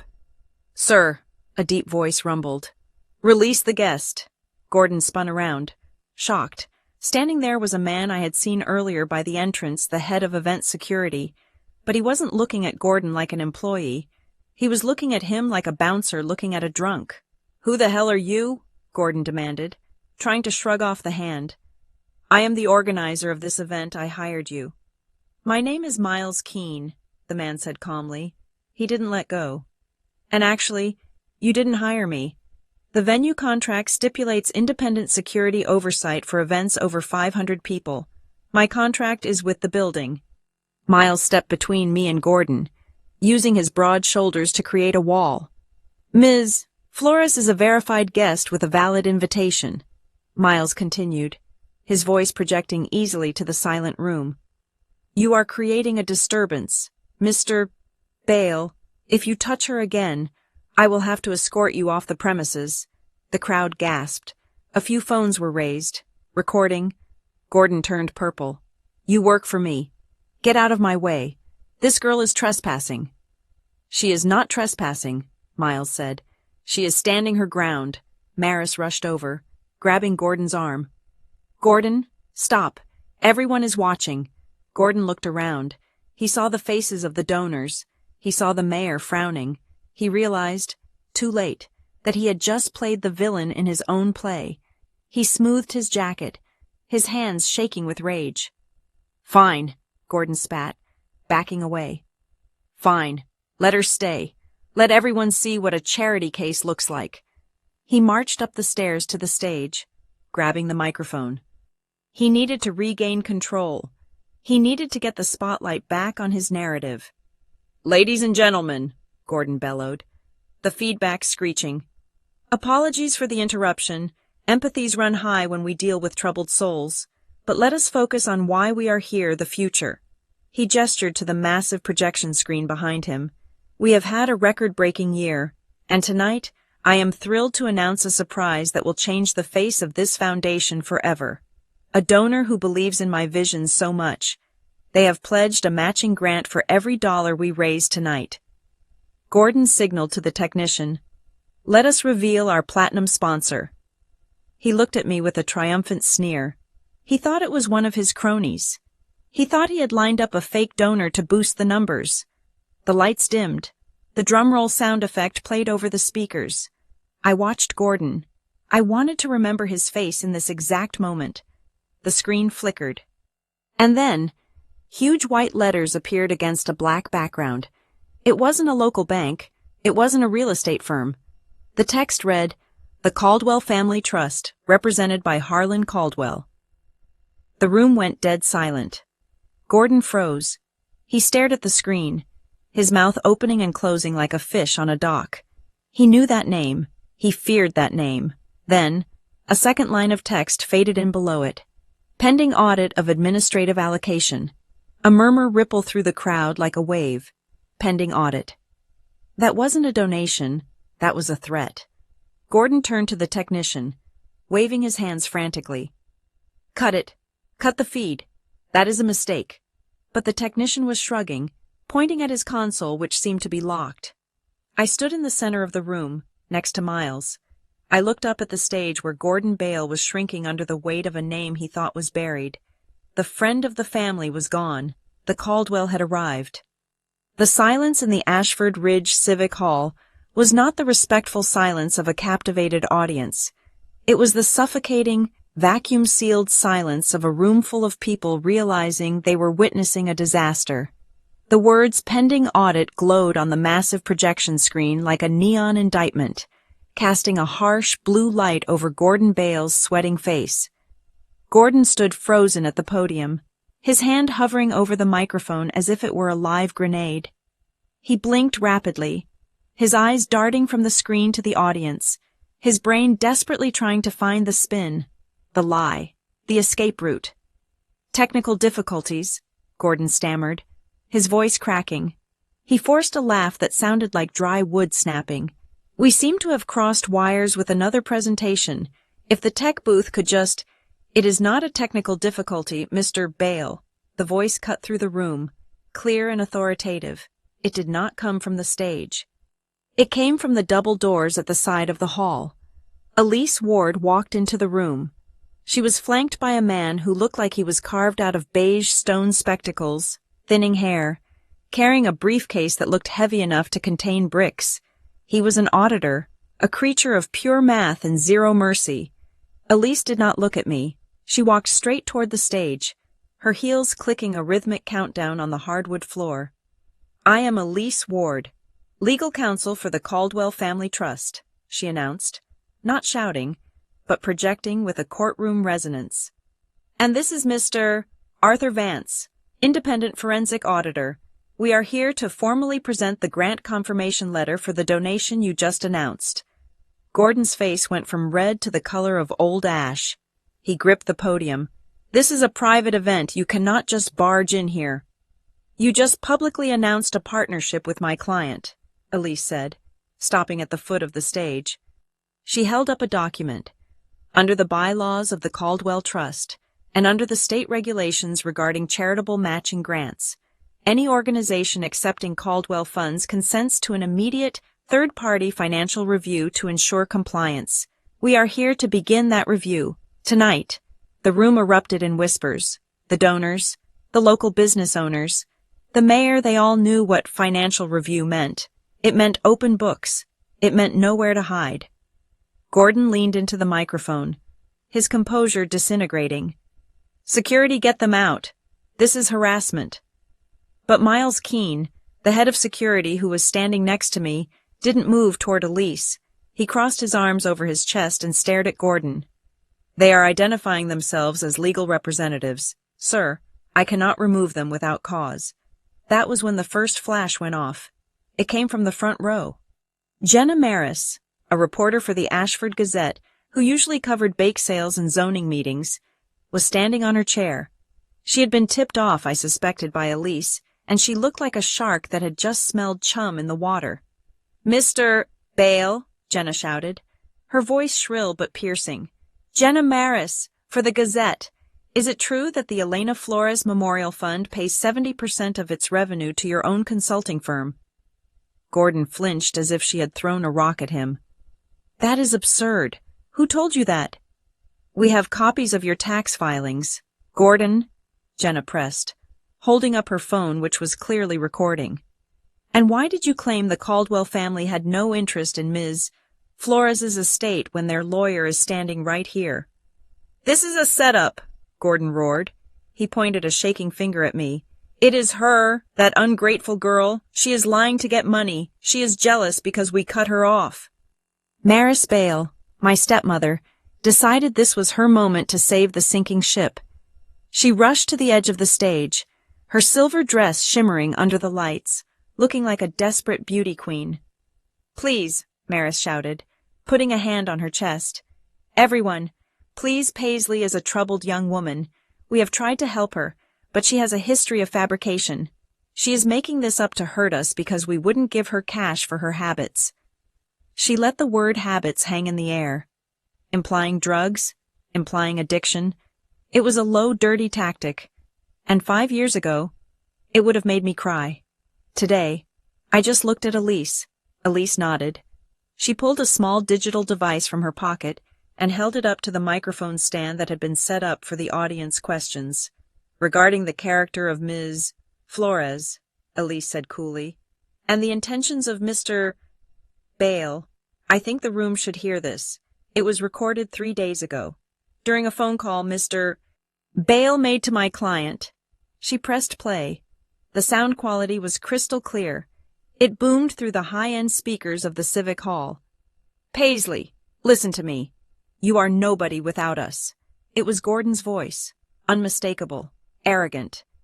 You sign that waiver, or I will make sure you never work in this town again. I don't care about your mother's memory. I care about the house. I care about the assets. You think I kept you around because I liked you. I kept you around because I needed a signature.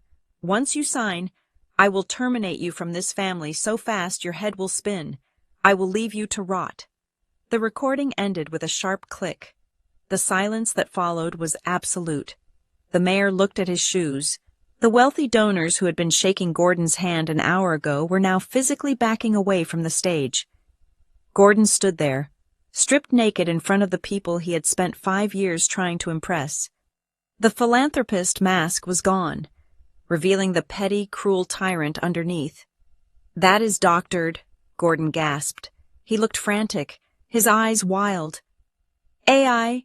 It is AI. They can fake voices now. It is authenticated, Elise said, slapping a folder onto the stage floor, notarized by a forensic audio specialist, and we have the call logs. Maris was shaking her head violently. No, you are lying. You are all lying. She turned to the crowd, her eyes pleading. We are good people. We took her in. And then, movement caught my eye at the main table. Landon Bale stood up. He had been sitting there with his head in his hands for the entire spectacle. He looked pale, sickly. He was the son who had always followed orders, the son who had kept his head down to avoid Gordon's wrath. Landon, Gordon said, spotting him. Landon, tell them how we treated her. Landon looked at his father, then he looked at me. His eyes were red-rimmed, but for the first time in his life, they were steady. He picked up a champagne glass from the table, looked at it, and then set it down with a deliberate clink. I can't do it, Dad, Landon said. His voice wasn't loud, but in the dead silence of the room, it carried perfectly. Landon, sit down, Gordon hissed. Don't you dare! Landon walked out from behind the table. He didn't walk toward the stage. He walked toward me. He stopped 3 feet away, reached into his jacket pocket, and pulled out a thick manila envelope. He handed it to Elise. The safe combination is 4821, Landon said, his voice trembling slightly. The files are on the bottom shelf, the ones marked settlement, the ones that prove you hid the first letter from the Caldwell lawyers 5 years ago. Landon, Gordon screamed.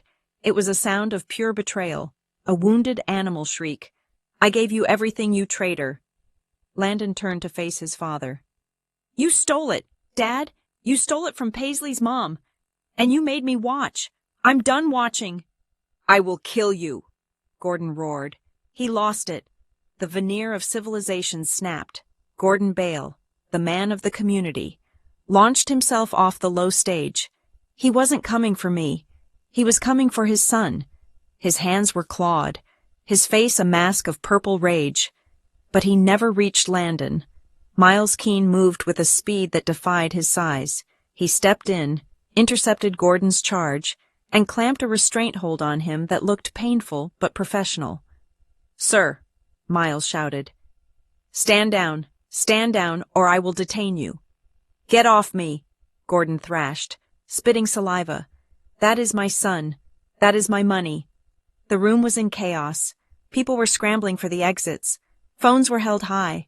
Hundreds of little glowing eyes recording the downfall of the Bale dynasty. Jenna Maris was shouting questions at Maris, who was sobbing on the stage, ruining her makeup. Elise stepped forward into the spotlight that was still illuminating the empty podium. Mr. Bale, she said, her voice cutting through the noise. Please preserve your energy. You will need it. She held up a thick packet of documents with a blue cover. My firm has just filed a formal petition with the State Attorney General's office regarding charitable fraud, embezzlement, and the falsification of legal documents. This gala is now a crime scene. I suggest no one leaves the building with any documents. Gordon stopped struggling. He went limp in Miles's grip. He looked at Elise, then at Landon, and finally at me. "You," he whispered, staring at me with a hatred so pure it felt like heat. "You are just a clerk. You are nothing. You think you can take me down." I looked at him. I looked at the man who had made me pay for my own existence in my own mother's house. "I didn't take you down, Gordon," I said quietly. "You did." Gordon was dragged back, not arrested yet, but contained by security until the police arrived. The gala was over. The music had stopped. The spell was broken. I stood there, feeling the adrenaline begin to drain away, leaving my knees shaking. It was done. The secret was out. The monster had been dragged into the light. My phone buzzed in my clutch purse. A single, short vibration. I pulled it out. It wasn't a text from a lawyer. It wasn't a text from Landon. It was from a number I didn't have saved, but I knew who it was. Sender unknown. Text: "The lab just called. The results are a 100% match. You are my blood. Paisley, you are a Caldwell. And tonight, you fought like one." I stared at the screen, tears finally blurring my vision. I wasn't Paisley Flores, the charity case. I wasn't the stepdaughter. I was the granddaughter of Harlan Caldwell, and I had just taken back my name. The adrenaline that had fueled me on the stage began to curdle into exhaustion the moment Miles Keene escorted me away from the chaos. The flashbulbs, the shouting reporters, and the image of Gordon Bale being restrained by security all faded as the heavy oak door of the private meeting room clicked shut behind me. The room was small. It was not the grand boardroom at Ward and Crow with the panoramic views of the city. It was a functional, windowless holding room in the back of the Civic Hall, usually reserved for visiting conductors or politicians who needed 5 minutes of silence. There was a beige sofa, a coffee table with a bowl of dusty mints, and a single armchair. In that armchair sat the man who had turned my life upside down with a plastic container of pasta. Harlan Caldwell looked older than he had on the bus bench. Perhaps it was because he wasn't wearing the hat, or perhaps it was because the bright overhead lights were unforgiving to his deep wrinkles and the liver spots on his hands. He was wearing a suit, but he had loosened the tie, and a cane rested against his knee. He didn't stand up when I entered. He just watched me. His eyes were the same gray, intelligent, and terrifyingly sharp. They were eyes that had seen empires rise and fall, eyes that could appraise the value of a company or a human soul in a single glance. Elise Ward stood by the door, acting as a silent sentinel. She gave me a small nod, a signal that I was safe, but I didn't feel safe. I felt like I had walked into the cage of a lion that was too old to hunt but still strong enough to kill. "You did well," Harlan said. His voice was stronger than it had been at the station, but it still carried a rasp, the sound of a machine that was running out of oil. "You held your ground. Most people crumble when the lights hit them." I walked over to the sofa and sat down, facing him. My hands were shaking, so I clasped them in my lap to hide it. "I didn't do it for you," I said. "I did it for her." Harlan nodded slowly. "I know. If you had done it for me, I would have been disappointed." He reached for a glass of water on the table, his hand trembling slightly, a reminder of the frailty I had witnessed 3 weeks ago. He took a sip and set it down. "I owe you an explanation," he said. "Not an apology, because apologies are cheap, and I am not a man who deals in cheap things. But I owe you the truth." "You abandoned her," I said. The anger I had held back for 5 years bubbled up, hot and acidic. "You had billions of dollars. You had everything, and you let her die in a hospital room with peeling paint because she couldn't afford a specialist. You let Gordon Bale bury her in a pine box." Harlan didn't flinch. He didn't look away. He absorbed my anger as if it were data to be processed. "I did," he said. "I made a calculation. It is what I do. I calculated that if I cut off her resources, the hardship would force her to leave your father. I calculated that when that marriage failed, she would return to the fold, humbled but tougher. I thought I was teaching her a lesson in resilience. He paused, and for a second, the steel in his eyes seemed to crack. I miscalculated, he whispered. I underestimated her pride. She had my stubbornness. She would rather have starved than asked me for a dime, and by the time I realized the silence was not stubbornness, but sickness, it was too late. Gordon had built his wall around her. He looked at his hands. I did not just abandon my daughter, Paisley. I killed her with my own arrogance. I have to live with that every day. It wasn't a plea for forgiveness. It was a confession. It was the first time I had ever heard an adult admit they were wrong without adding a but at the end. Why the bus station? I asked. Why the act? It wasn't an act, Harlan said. Not entirely. I had just been discharged from the university hospital. The specialist told me my condition is progressing. I have a year, maybe 2. I walked out the back door. I didn't want the driver. I didn't want the security detail. I wanted to see if I could still exist in the world as just a man. He leaned forward slightly. I wanted to know what I looked like when the money was stripped away, and I found out. People looked through me. They looked at the coat and saw a beggar. They saw the shaking hands and saw a junkie. I was invisible. You were hypoglycemic, I said. I know the signs. I was crashing, he corrected. My blood sugar was dropping rapidly. I was disoriented. I couldn't get the vending machine to work, and my fingers were too numb to use my phone. I was sitting there, a man worth $12 billion, dying of hunger in a public station because I was too proud to beg. He looked at me with an intensity that made my breath catch. And then you sat down. You didn't look at me with disgust. You didn't look at me with pity. You looked at me with recognition. You saw a human being in distress. You gave me your water. You gave me your food. And most importantly, Paisley. You didn't make a scene. You didn't call for help or make me feel small. You helped me keep my dignity.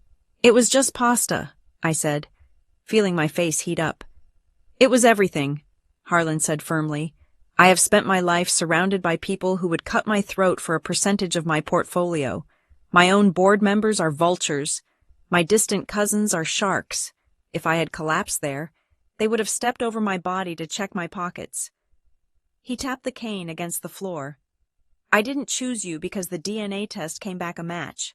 I chose you because in that moment, you showed the one quality the Caldwell family lost 2 generations ago.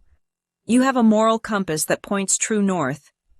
Elise stepped forward then, placing a folder on the table. The situation has changed, Paisley, Elise said.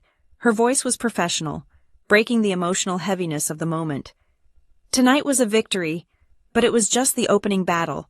By revealing your identity and Harlan's backing, we have kicked a hornet's nest. Gordon is finished, I said. He was humiliated. He is going to jail.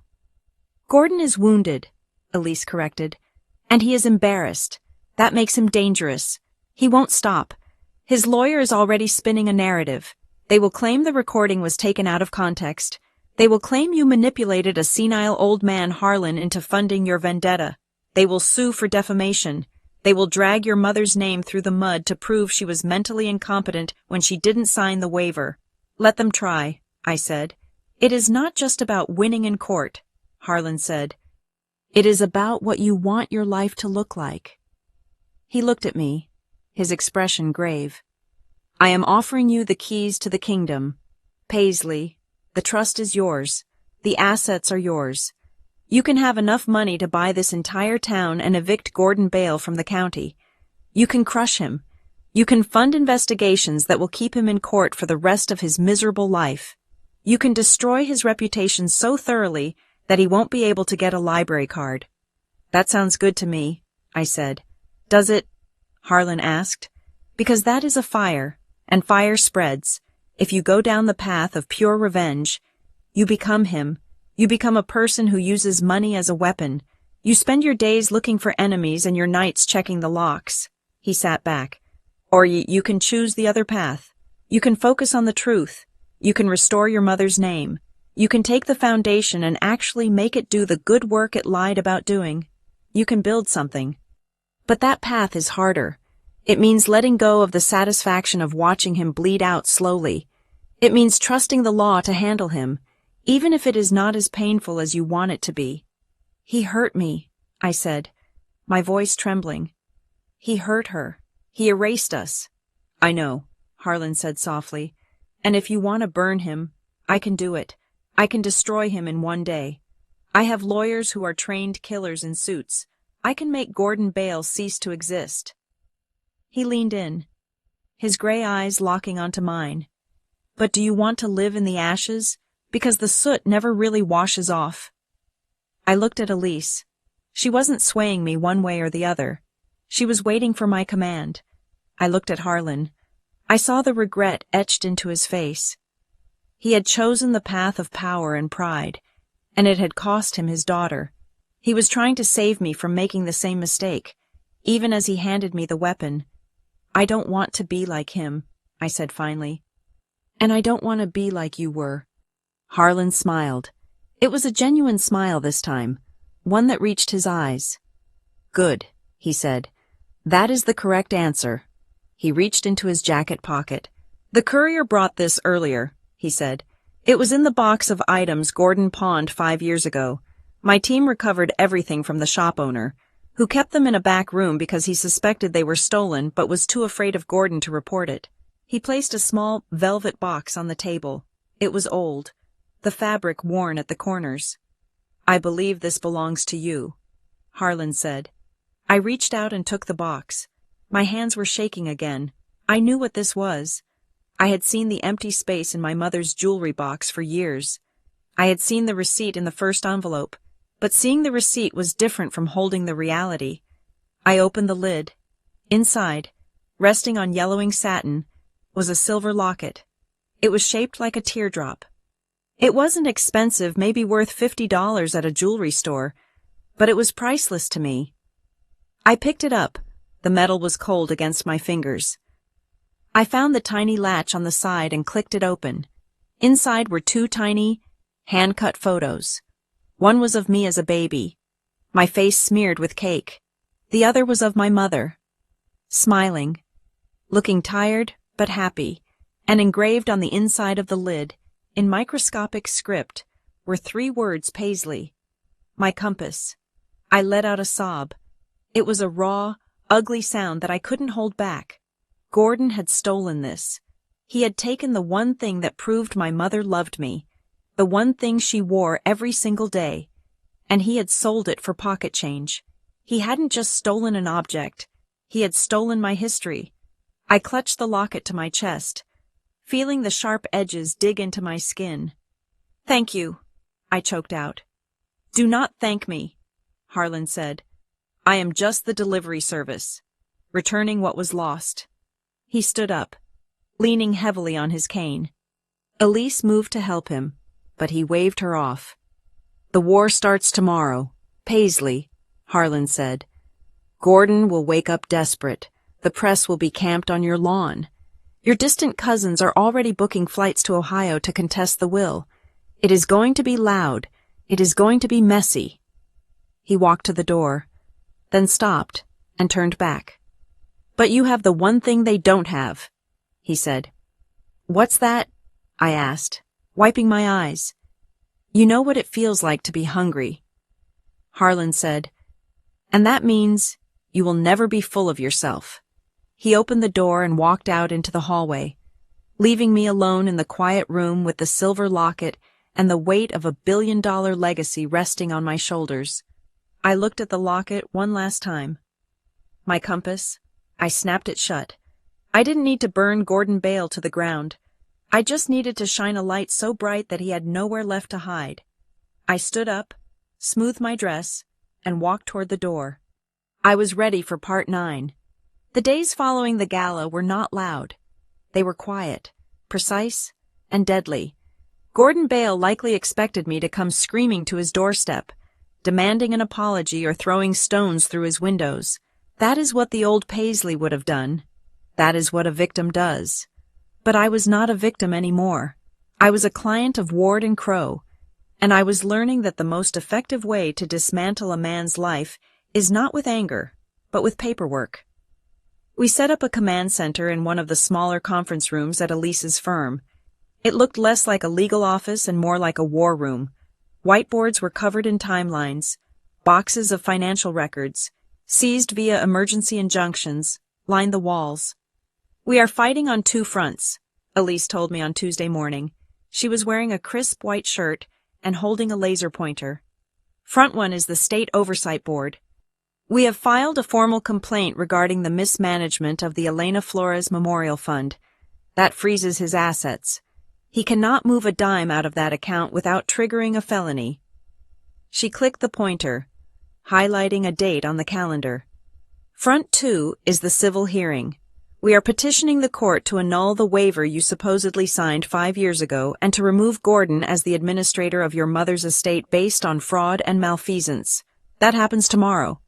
"He will fight it," I said, looking at the stack of cease and desist letters Gordon's lawyer had sent us in the last 24 hours.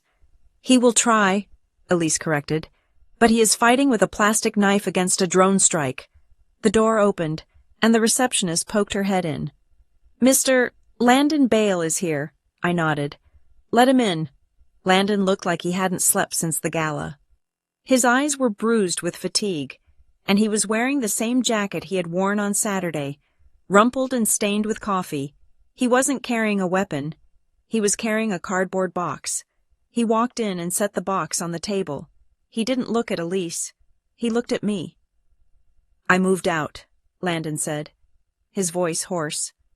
"I can't be in that house anymore. He is losing his mind. Paisley, he's tearing the drywall down looking for microphones. He thinks the FBI is in the vents." "Thank you for the files, Landon," I said softly. "You did the right thing." "I didn't do it for you," Landon said, rubbing his face. "I did it because I found this." He reached into the box and pulled out a personnel file. It wasn't from Gordon's consulting firm.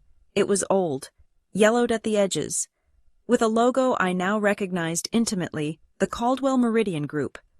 "I found this in the bottom of the safe, underneath the settlement papers," Landon said. "It is an employment record from 30 years ago." I took the file. I opened it. Name Maris Vane. Position Junior Administrative Assistant. Legal Compliance Division. Termination date, August 1995. I stared at the photo stapled to the corner. It was Maris, younger, with bigger hair and less expensive makeup, but unmistakably Maris. My blood ran cold. "She worked for them," I whispered. "Maris worked for Caldwell." "Read the exit interview notes," Elise said, stepping up behind me to read over my shoulder. I scanned the handwritten notes. Employee dismissed for breach of confidentiality. Suspected of selling contact information of family members to third-party vendors. The pieces slammed together in my mind like a car crash. "She knew," I said, looking up at Elise. "Maris wasn't just some woman Gordon met at a bar. She was the leak. She knew who my mother was. She knew about the estrangement." "She was the architect," Elise said, her voice hard as flint. "She likely tracked your mother down years ago, knowing she was a disowned heiress. She met Gordon, realized he was greedy enough to be useful, and they orchestrated the whole thing. She knew exactly how the Caldwell legal department worked because she used to file their papers. She knew how to draft a waiver that would look legitimate enough to pass a lazy review." I felt sick. It wasn't just greed. It was a long con. Maris had married Gordon, moved into our house, and played the role of the wicked stepmother, all while knowing she was sitting on a gold mine she just had to keep hidden until the time was right. "This changes everything," Elise said. She took the file and handed it to her paralegal. "Scan this, every page. This proves premeditation. It moves us from simple fraud to criminal conspiracy." "Does the reporter know?" I asked. Jenna Maris, the reporter from the Gazette, had been camping out in the lobby for 2 days. She was hungry for the scoop, but Elise had kept her on a tight leash.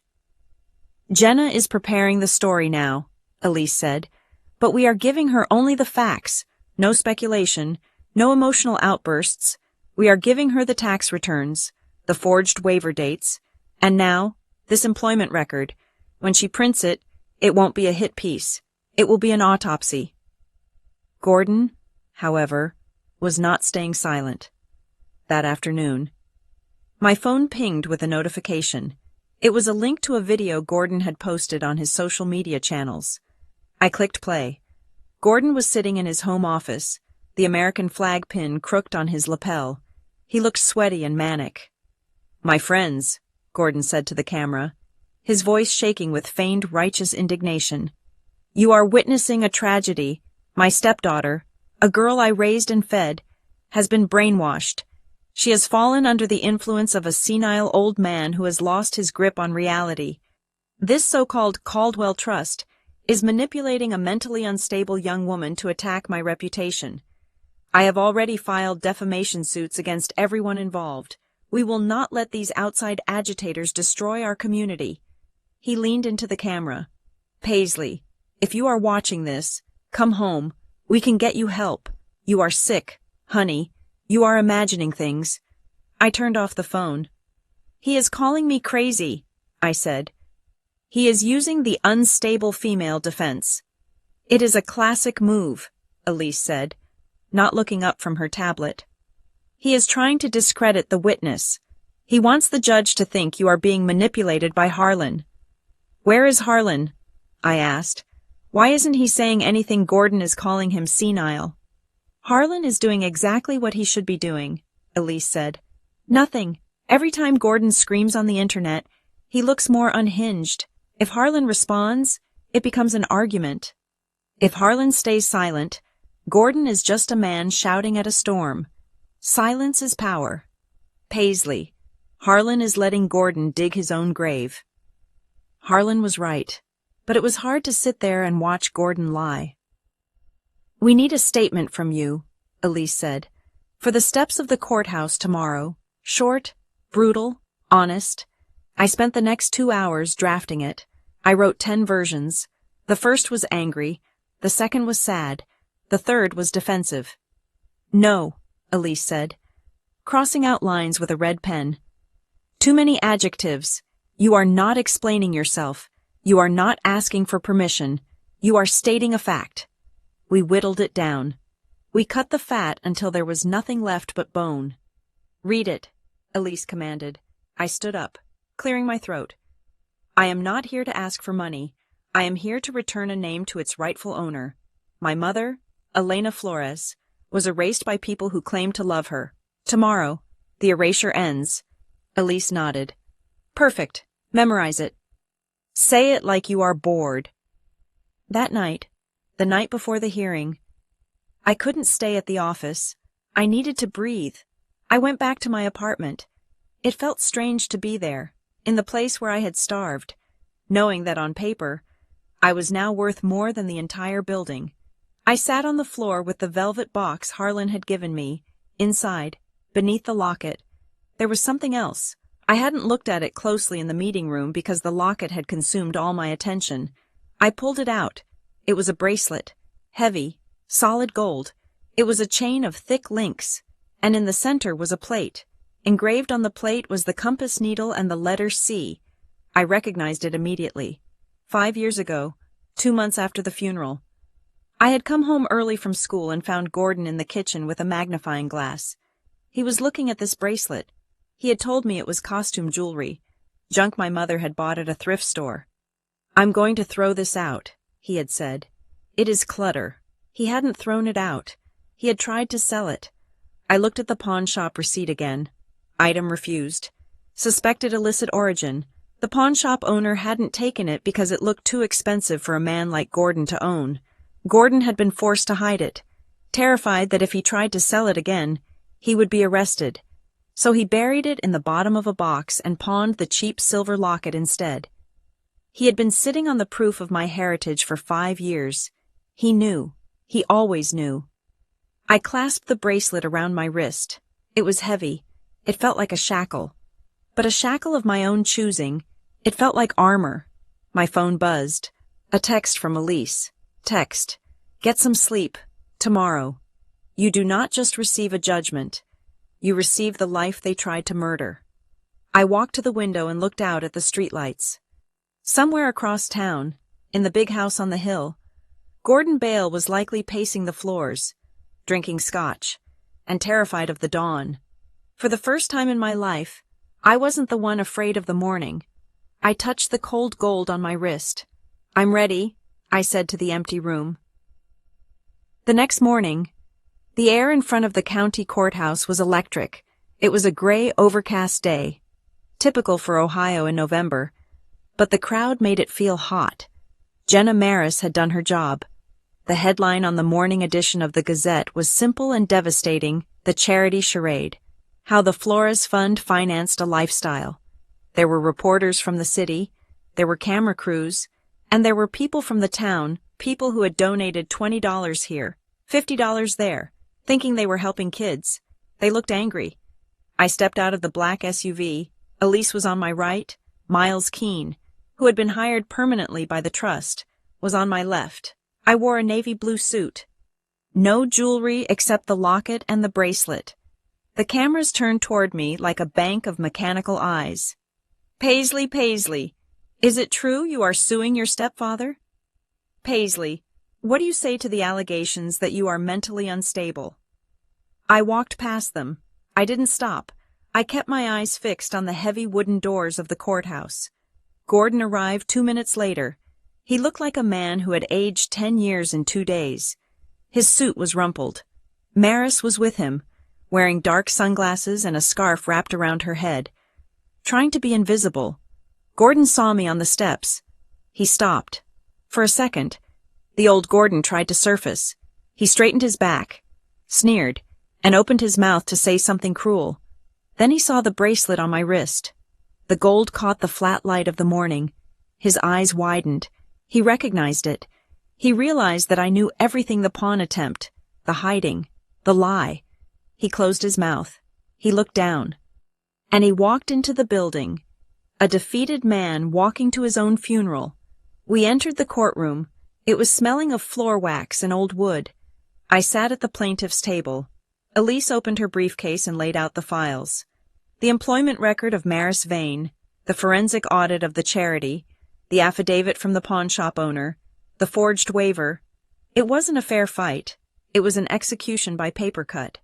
I looked back at the gallery, in the back row, sitting alone, wearing a simple gray coat, was Harlan Caldwell. He caught my eye. He didn't smile. He didn't wave. He just nodded. Once, a slight dip of his chin. Focus. The nod said, "Finish it." The bailiff called out. "All rise." I stood up. I felt the weight of the locket against my chest and the weight of the bracelet on my wrist. Elise leaned over and whispered in my ear, "Remember, Paisley, today isn't about the money. The money is just the score. Today is about the name." The judge walked in. The gavel banged. "Case number 492, the clerk announced. The estate of Elena Flores versus Gordon Bale. I took a breath. The trap was set. The bait was taken. And now, the steel jaws were about to snap shut.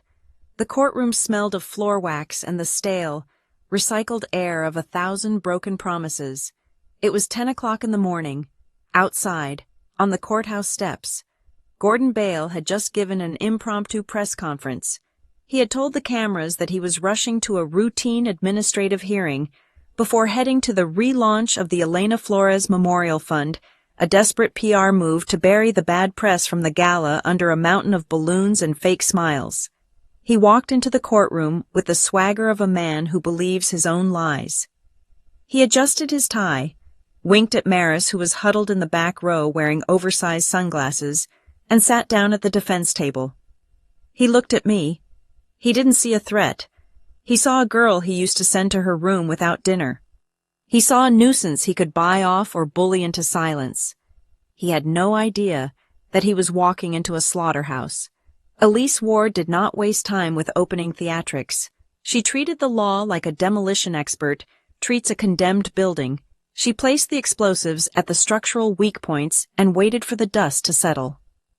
"Your Honor," Elise began, her voice cool and detached, "we are here to present evidence of systematic embezzlement, fraud, and the falsification of legal documents regarding the estate of the late Elena Flores, Gordon's lawyer."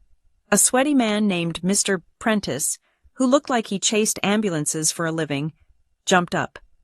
Objection. These are baseless accusations from a disgruntled stepchild who has been estranged for 5 years. We have the receipts, Elise said, sliding a thick binder across the table.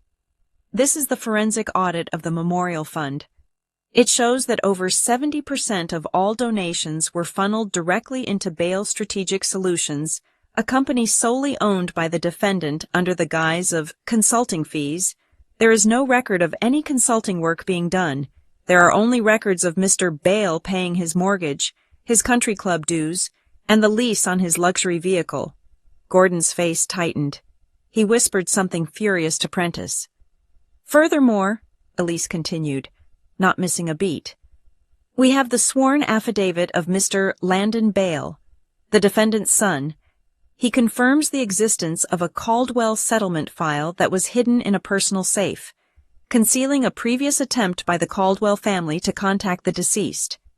Landon is a confused young man, Gordon blurted out, ignoring the judge's glare. He has been manipulated. And finally, Elise said, dropping the bombshell, we have the employment records of Mrs. Maris Bale from 1995. She was a former administrative assistant in the Legal Compliance Division of the Caldwell Meridian Group. She was terminated for mishandling confidential family data. This proves that the defendants targeted Elena Flores with prior knowledge of her heritage. The judge, a stern woman with glasses perched on the end of her nose, looked over at Maris. Maris shrank into her seat, pulling her scarf tighter. This is all circumstantial, Gordon shouted, standing up. It doesn't matter. The girl signed a waiver. She waived her rights. I have the contract right here. He pulled a document from his briefcase and waved it like a flag. It was the forged waiver from 5 years ago. This document, Gordon declared, his voice booming, is a voluntary renunciation of claim, signed by Elena Flores. It is legal. It is binding. Case closed. Elise didn't blink. She turned to the back of the room. I called Dr. Eris Thorne to the stand. A man in a tweed suit walked up. He was a forensic handwriting analyst. Dr. Thorne, Elise said, please tell the court your findings regarding the signature on that document. It is a simulation, Dr. Thorne stated flatly. The pressure points are wrong. It lacks the natural fluidity of a practiced signature. Furthermore, we cross-referenced the date of the signature, October 14th, with the hospital records of the deceased. He projected a chart onto the courtroom screen. On October 14th, Elena Flores was in a medically induced coma. Her motor functions were non-existent. It would have been physically impossible for her to hold a pen, let alone sign a complex legal waiver. The silence in the courtroom was absolute. Gordon looked at the paper in his hand. It wasn't a shield anymore. It was a confession. It must be a clerical error on the date, Gordon stammered, sweat beading on his forehead. She signed it before. We just filed it on the 14th. That is not what the notary stamp says, the judge noted, her voice icy. Mr. Bale, you are treading very close to perjury. Gordon looked around the room. He saw the reporters scribbling furiously. He saw the exit signs. He realized the walls were closing in. So he did what he always did when he was cornered. He attacked the victim. This is ridiculous, Gordon screamed, pointing a shaking finger at me. You are going to take the word of a handwriting expert over a grieving husband. This girl is a liar. She is a leech. She has always been jealous of what I built. She is mentally unstable. She is just trying to scam money from a legacy she doesn't deserve. He was turning red, the veins in his neck bulging. She is a nobody. She has no standing here. She is just a sad little girl I picked off the street. That is enough. Mr. Bale, the judge warned. No, it is not enough, Gordon roared. I am the victim here. Who is backing her? Who is paying for these high-priced lawyers? It is some shadow donor, some enemy of mine. As if in answer to his question, the double doors at the back of the courtroom swung open. It wasn't a bailiff. It wasn't a reporter. Harlan Caldwell walked in. He was flanked by 2 associates in dark suits, but he walked under his own power. his cane tapping a rhythmic warning on the floor tiles. He wore a charcoal suit that cost more than Gordon's house. The air in the room seemed to change pressure. It was the difference between a thunderstorm and a hurricane. Gordon froze. His mouth hung open. He knew that face. He had feared that face for 30 years. The judge looked over her glasses. "Is there a reason for this interruption?" "I am the shadow donor," Harlan said. His voice was gravel and steel. "And I am here to file a motion to intervene." One of the associates walked forward and placed a sealed envelope on the judge's bench. "My name is Harlan Caldwell," he announced. "I am the founder of the Caldwell Meridian Group, and I am the grandfather of the plaintiff, Paisley Flores." Gordon made a noise that sounded like a strangled cat. "No, that is impossible." "The envelope contains a certified DNA analysis," Harlan continued, ignoring Gordon completely. "It also contains the activation papers for the Caldwell Family Trust. As the primary grantor, I am formally recognizing Paisley Flores as my sole direct heir. I am also filing a cease and desist order against the Elena Flores Memorial Fund for the unauthorized use of the Caldwell family name and likeness." The judge opened the envelope. She scanned the documents. She looked at Harlan, then at me, then at Gordon. "Mr. Bale," the judge said, "it appears your authority to administer this estate has been superseded." Gordon looked at Harlan. He looked at the man who represented the kind of wealth and power Gordon could only pantomime. "You can't do this." Gordon shrieked. "I built that fund. I saved her reputation. That girl is not a Caldwell. She is nothing like you." Harlan turned slowly. He looked at Gordon with a gaze so cold it could have frozen helium. "She is not a Caldwell," Harlan repeated softly. "No," Gordon yelled, desperate to find any crack in the armor. "Look at her. She is weak. She let us walk all over her for years. She is a Flores. She doesn't have the blood." "She is not a Caldwell," Harlan said, his voice rising just enough to fill every corner of the room, "because you stole that from her." He walked toward the plaintiff's table. He walked toward me. I stood up. My legs felt shaky, but my heart was steady. Gordon was panting, looking between us. I raised her." "You starved her," Harlan corrected. "You took a child who had lost her mother, and you turned her into a servant in her own home. You took her history and sold it to a pawn shop." Harlan stopped in front of me. He reached into the bag his associate was holding and pulled out a metal box. It wasn't a jewelry box. It wasn't a briefcase. It was a lunchbox. A simple, rectangular metal lunchbox. Identical to the cheap ones sold at the dollar store. The kind I had eaten my cold pasta out of at the bus station. But this one was different. This one was polished to a mirror shine, and engraved on the lid were two names, Elena, and below it, Paisley. The room was dead silent. Even the reporters had stopped typing. Harlan held the box out to me. His hands, which had shaken so violently 3 weeks ago, were steady now. "3 weeks ago," Harlan said, his voice thick with emotion. "I was a man with $12 billion and not a single friend. I was sitting on a bench, dying of pride and low blood sugar, and you gave me your lunch. I reached out and took the box. It was heavy.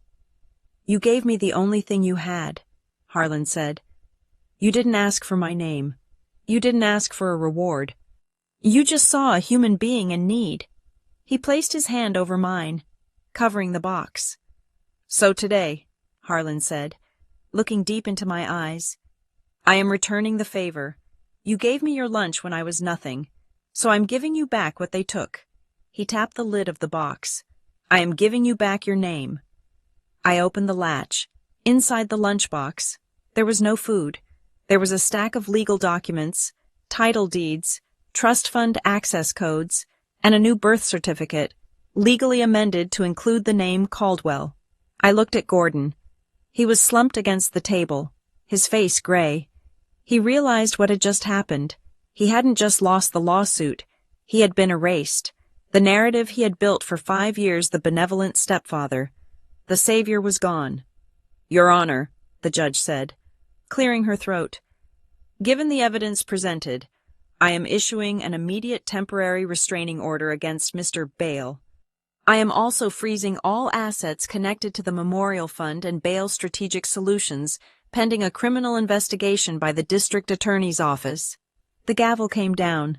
Bang. It sounded like a gunshot. No, Gordon wailed. My money. That is my money. Two bailiffs moved toward him. Maris was already at the door, trying to slip out, but a police officer blocked her path. Gordon looked at me one last time. His eyes were wide, pleading. Paisley, tell them we are family. I looked at him. I held the metal lunchbox against my chest. I felt the cool weight of the locket against my skin. Family doesn't charge you for rent, Gordon, I said quietly, and family doesn't let you starve. I turned my back on him. I walked out of the courtroom. The flashbulbs went off like fireworks, blinding white explosions. But I didn't flinch. Harlan walked beside me, his cane tapping a victory march. Elise was on my other side, already on the phone with the DA. We stepped out into the cool November air. The sky was gray, but it felt bright. I didn't cheer. I didn't jump up and down.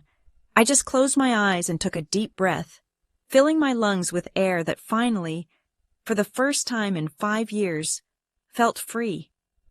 I looked at the lunchbox in my hands, the inheritance, the legacy. It wasn't about the billions. It was about the fact that tomorrow morning I could wake up, eat a hot breakfast, and know exactly who I was. I opened my eyes and looked at the camera.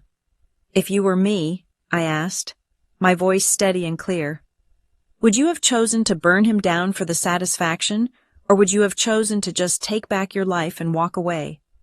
Tell me in the comments. Thank you so much for listening to this story. I really want to know where you guys are tuning in from. Are you listening while driving, cooking, or maybe working the night shift like Paisley? Let me know in the comments below. I love reading your stories. And if you enjoyed seeing justice served, please hit that subscribe button for Maya Revenge Stories, like the video, and smash that hype button so we can get this story out to more people who need a win today. See you in the next one.